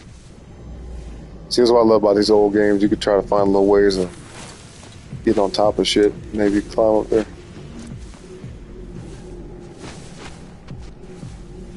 Yep, I don't like that strategy's gonna work though. I don't think so. Damn. There's gotta be a way. Otherwise, why would the key be there? You know what I'm saying? Why would it be there if we couldn't get it? He said there's no air hike here, yikes, but there's a really, really hard glitch to make yourself float. Oh, you're saying if I had the enemy? Damn, I probably should have let the enemy stay alive. Huh? I could have jumped off his back or something. Damn, son of a bitch. Motherfuck, bro. See, I hate finding that shit out after. You know what I mean? I should have thought about that because I saw it. It's not like I didn't see the key before going into battle. I should have just, man. He said not really need an enemy though. Okay, what's your advice here? So I definitely want to get that key. Just need a wall. Oh, but we don't have the upgrade, right? Damn, what the fuck? Did you get this key, by the way? And if you did, how you do it? How you do it?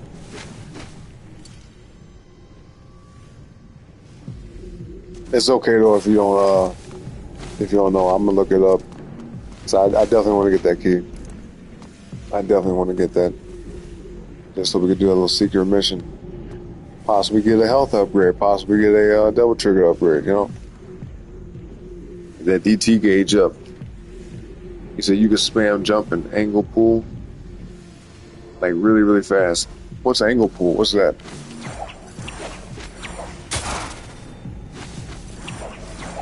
Angle pull? I never heard of that. Angel pull, you mean? Like this?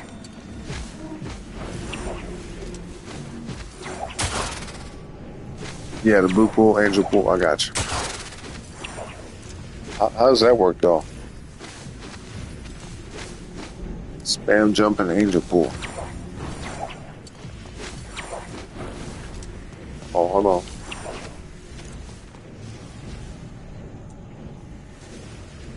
Yep. Yeah, I misread what you said, my bad.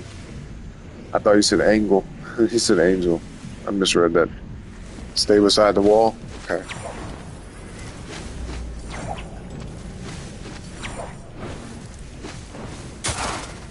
Wall.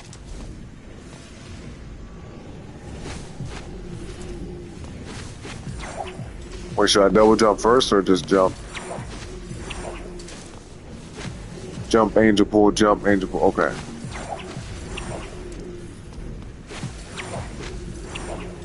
Damn, what the fuck? Oh, they didn't let me do that.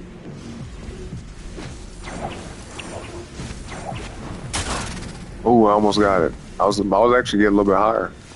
Hold on. Damn.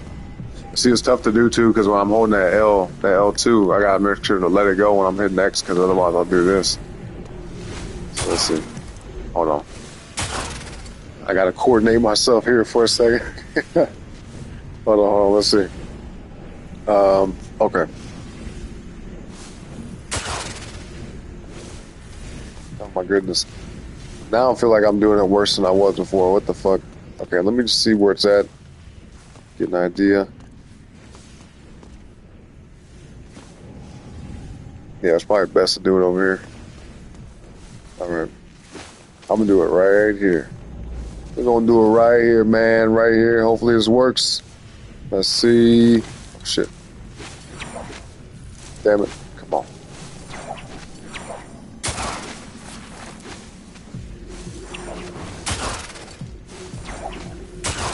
Come on, dog.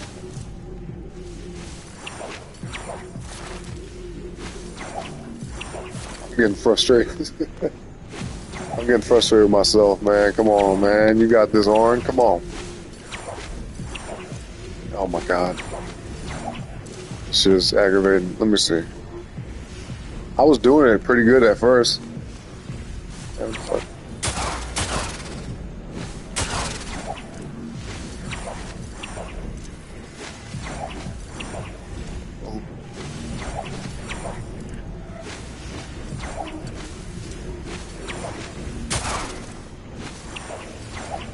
Come on, man. Y'all believe in me, man? Y'all believe in me?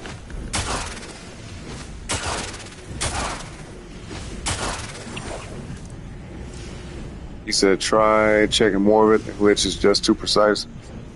Oh, okay, I see. Yeah, I'm gonna look up a video about it real quick. I think it's the best method. Although, let me see. That's how much space we have to work with up here. He said, I got it with that technique. I believe in you. But the technique, a lot of time spent. I believe. Let me see though. Let's try it right here. Come on. Wait.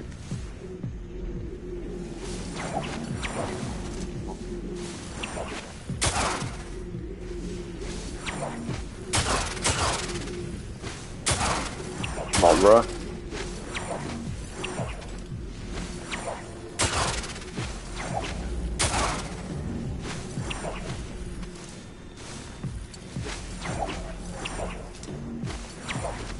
Yeah, the biggest issue for me is like switching back and forth between L2 and square, and then just tapping X, L2 square, tapping X, L2 square. Let me see.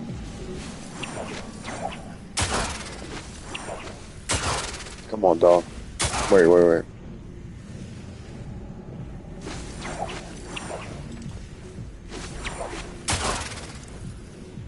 Good Lord.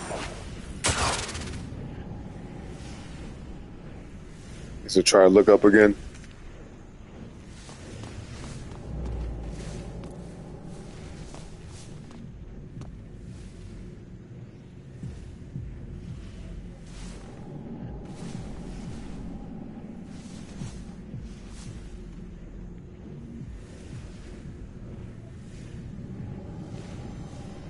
What you see? You see something? Let's see. This is mission 18, right? Mission 18. Hold on, you said there should be another way that I forgot. Now, let me pull this up right quick. I'm gonna look up mission 18 key. DmC mission 18 key. 1 second, y'all. Bear with me, man. Bear with me.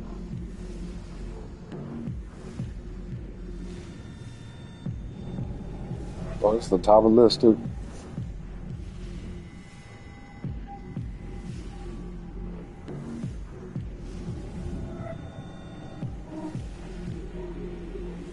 Alright, this is pretty nice. This is only a minute long video.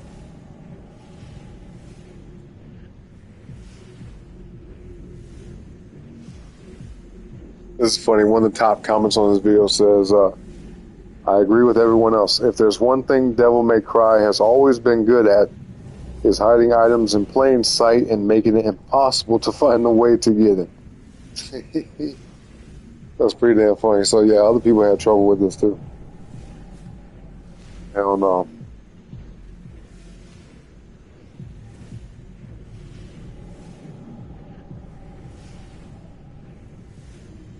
Damn. Let's see what this person did real quick. 1 second, DmC boy. He said, oh, totally agree. Yeah, bro. 100%. Oh, we gonna find a way.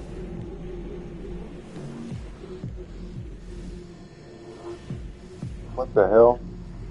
Ain't no fucking way, boy. Hold on. Wait a minute. Hold on. Hold on. Hold on. Hold on. Hold on. Hold on.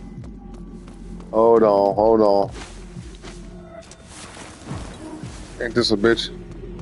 Look at this. I don't know why I didn't just look around. I feel so stupid. That's crazy. That's straight crazy. Check this out. Look at that. Ain't that nothing? Bro, we could have been did this shit. He said, you gotta be fucking kidding me. I know. That's what I thought. As soon as I saw it, I'm like, there's no fucking way, bro. Damn. Yeah, I totally forgot the shit on there. Ain't that nothing, right? How fucking crazy is that? We're sitting there spinning our wheels. Well, you know what? That's the beautiful thing about YouTube, man. Sometimes you can look stuff up and it just might be an answer that somebody found out. Man, oh man, oh man. Well, that was lucky. But no, I appreciate you, DmC boy. I definitely appreciate the advice. 100%. Well, what the fuck's going on? Bro, I'm stuck. Oh my god. Holy shit. Okay, yeah, okay. I'm about to say, boy, we were stuck in a glitch like a mug. The game was like, alright, you weren't supposed to get that. Now we finna fuck you up. But no, we got through it. We got it, we got it. Yes, sir. Alright, let's go. Let's move forward. Get back to the main room, y'all. Let's get to it. Ready to do it.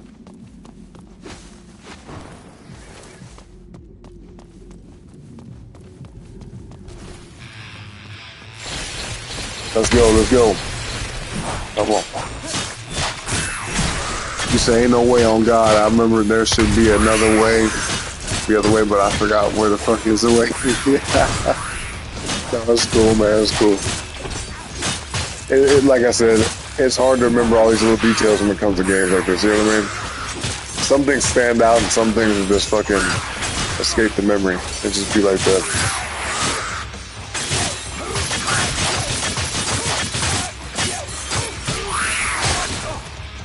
Damn, bro, I'm trying to do that buy-in shit. Come on. How do we do that combo again? Oh, let me see. Let me see. It is... Oh, we don't have the ground buy-in. No wonder. I'm like, bro, what the fuck? Yeah, we can only do it in the air. I was about to say.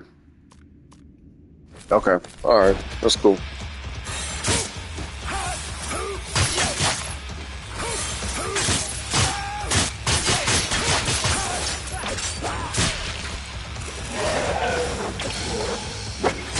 Oh, we got two of these fucking guys. Holy shit. Oh, I hate these enemies. No, fuck. I'm saying goddamn is the glory hole. Oh, okay, let me lock in. Get these guys the fuck up out of here. I hate these enemies right here, man. I hate these guys with a passion. Oh shit, come on, come on, come on. Gotta get rid of them ASAP. Fuck that, I'm gonna spam this shit. Yeah, get out of my face. Bitch. You should be dead. Come on, come on, come on. There we go, finally. Boy, I hate the enemies, man. Great. Here we go. Okay, listen up. To pop this beast open, you will need to line up the 4 conduits with their corresponding servers. Did you get that? Line up all 4. Yeah, I got it. Where'd you learn to do that? What? That computer stuff. Hacking? DmC boy said aerial buy-in is the best way to get triple S rank in short time. Okay. I believe because shit, that pulls everybody to you, so you just start boom, boom, boom, just smacking the shit out. I'm just doing all type of combos. So I can see that. I can see how that will work. You said those ninjas get absolutely knocked out with Eric's. Oh, okay. Thank you for telling me that, because I'm always just trying to fight them with what I got. Yeah, I didn't even think about Eric's. I sure did. Thank you, Taught man. myself as a kid. I guess it gave me a sense of control. Shit, I almost want to fight him again just to smack on him with it, cause dude, they be stressing me out every fucking time the ninja dudes be popping up, bro. I just be like, oh my god, no. I hate fighting them, straight up. Control. We never had that, did we? No. I always felt that something was amiss, hidden from me. So did I. It's like a burning feeling inside. Exactly. But I knew that if you peeled back the layers of bullshit, the truth would eventually out. Guess I channeled that energy into hacking. You? How'd you find release? Killing demons and getting laid. With the computer stuff, that Yeah, sounds good buddy, too. sounds like a good time to me. Killing demons and getting laid. Damn right. So he's basically saying he's the ladies' man, his brother's a nerd. But see, Virgil's a cool nerd, man. He's cool. Shit, I bet he could be getting some too. But anyway, DmC boy said not really need for a shit ton of combos with aerial buy-in. The more the enemies, the easier it will be. Just spam the life of the demons. Okay. He said use jump attacks of yours to do the puzzle. What you know about? Okay. No, I appreciate the heads up. I mean, listen, you and anybody else in the chat, man, I always say this to y'all. If you guys got any advice ever, any tips, I'm never going to be like, I already know, bro. Quit talking to me. No, go ahead, because you never know. I might not know what the fuck to do. Or you, at the very least, will save me time, because I'll probably figure it out. But if you can save me time, then I greatly appreciate that. So let me see. We got a sun here, a moon, and a star. All right, this looks like the symbol for air on this thing. Or water, one of the two. What's this? That's the sun, okay. Okay, alright. Alright, cool. There's the water symbol there. So I assume we just gotta line them up, right?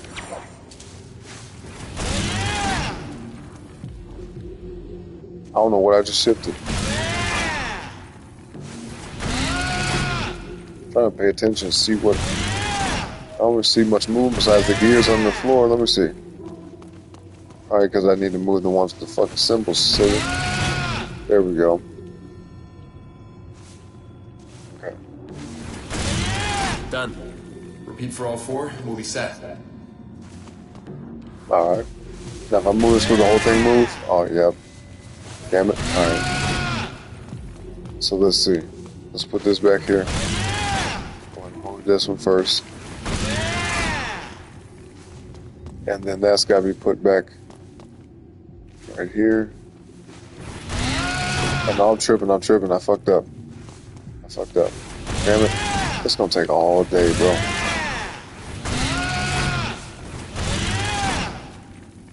Let's see. You said I appreciate it a lot as well. I've got a lot of people doing playthroughs.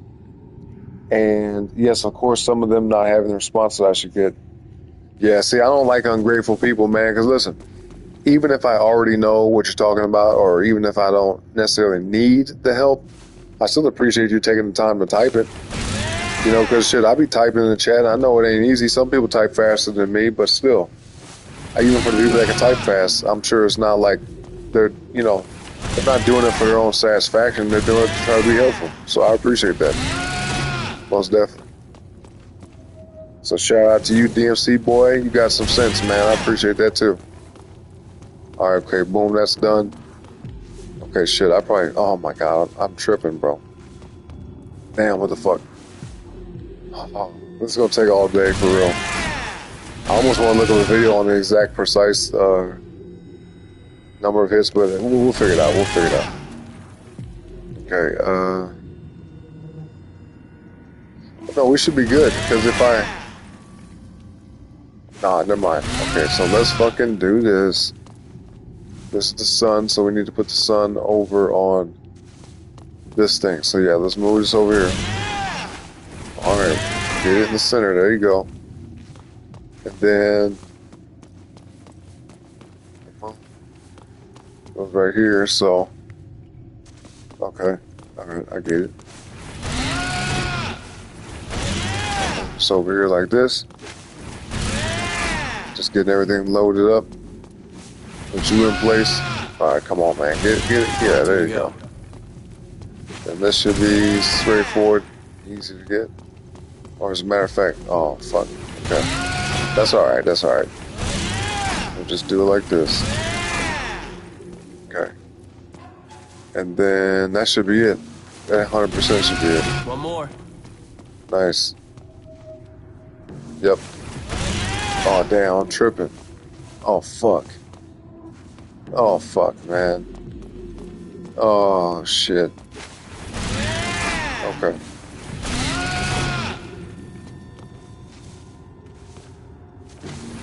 Yeah, let me do this. Let's do this then. So this needs to be right here. Yep, so I'm going to, damn it. Alright. And move this. Put this over here. No, gotta move it again. So sun has to be here and the moon has to be here in order for it to work. And then that way when we turn it around, it'll be here and the sun will be here, right?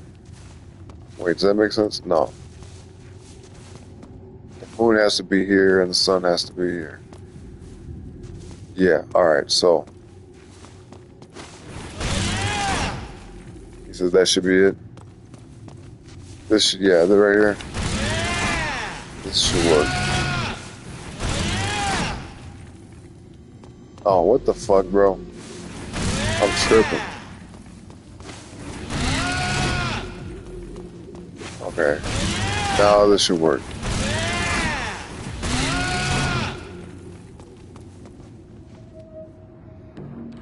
Oh, man. Oh, man. See, I had the opportunity to do it, man. Just fucked it up. Just blew it. Okay. Now we can do this. Put that there. And now it's done. Now it's done. Now we got it. We got it. We got it, y'all. Okay, we're in business.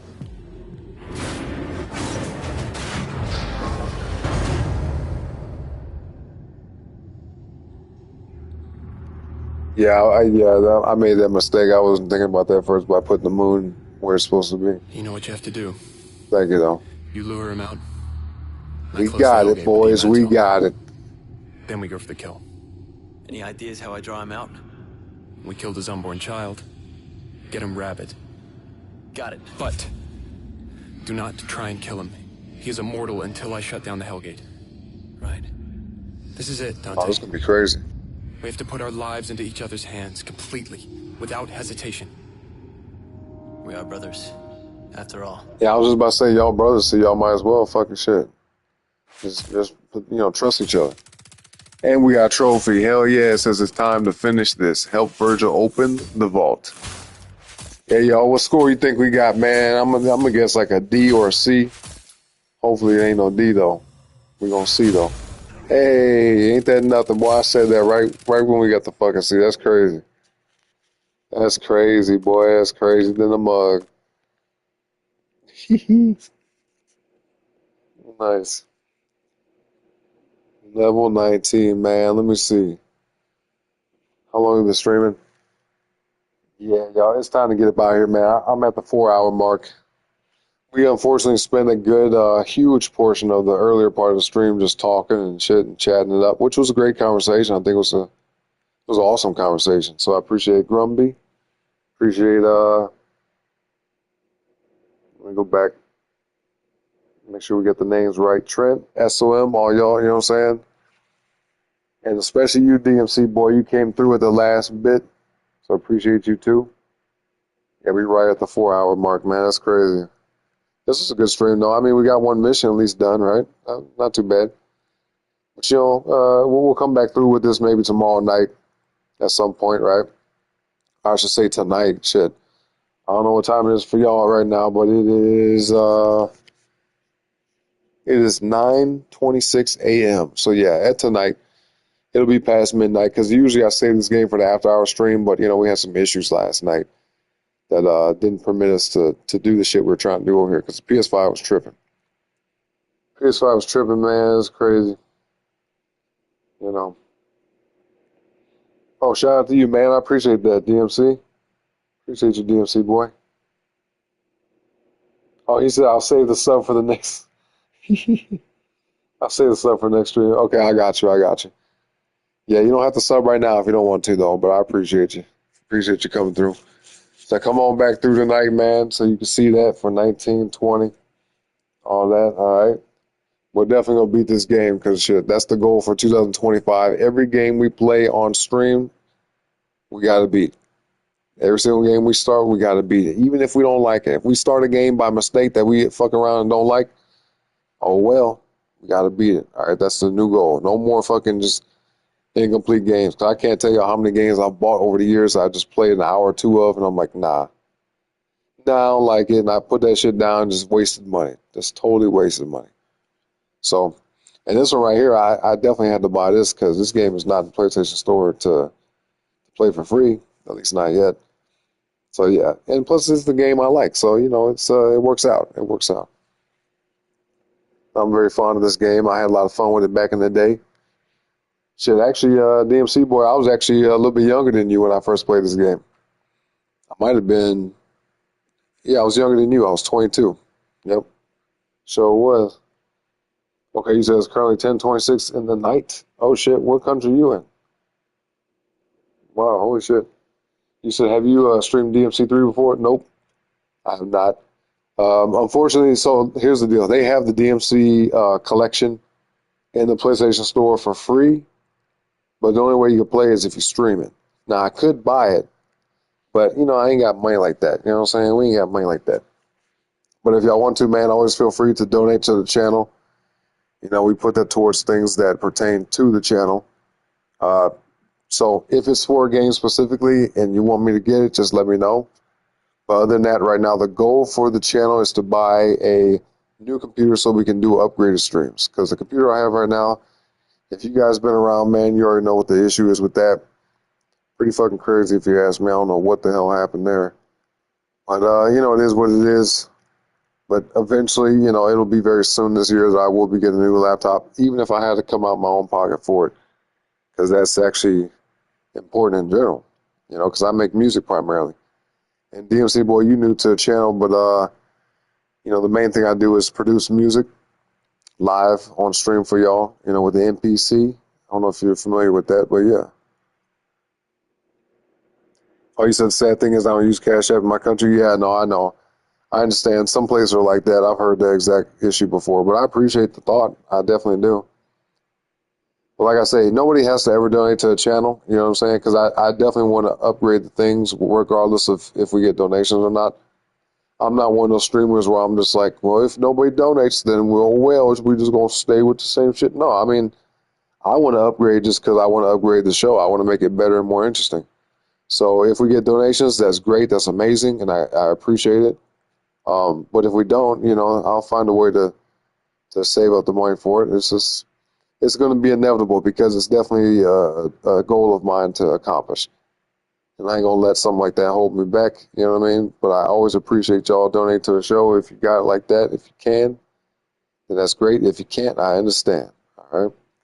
But the easiest way, y'all, the easiest way to support the show is liking the video, sharing it with your family and friends, and helping us on the road to 400 subs. You know what I'm saying?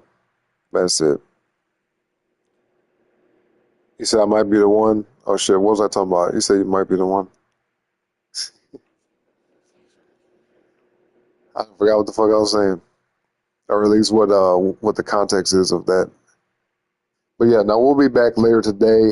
Tonight we'll reserve DMC for the night stream, for the after hour streams. All right, so come on back through for that, y'all, if you're into that type of thing. Other than that, you know, we're gonna be playing. I don't know. I'm not sure yet. I might do a poll on my Discord, so if you guys want to join the Discord and participate on what we do over there, behind the scenes stuff, feel free to join through the link in the chat. All right. You could do it like that. Let's see. He said, oh, I mean using the social buzz. Oh, like saying for people that donate to a channel, stuff like that? Is that what you mean?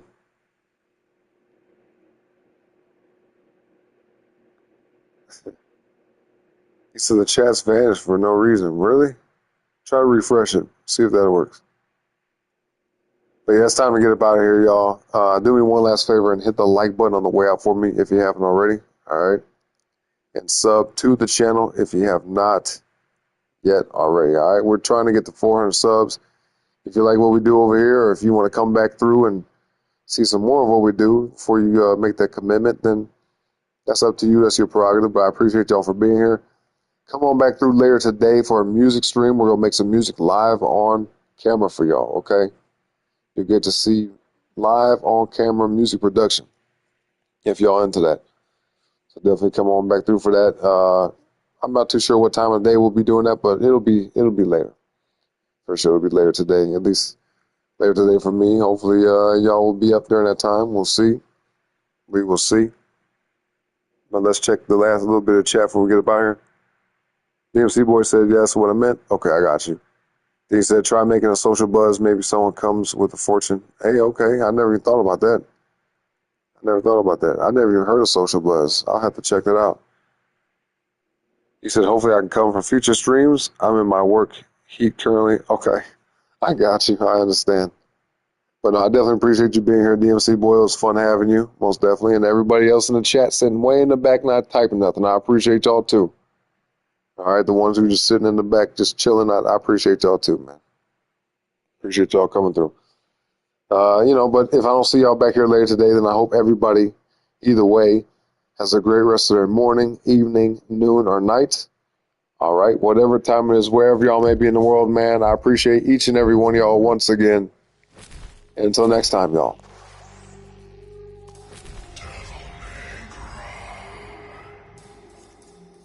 Peace out.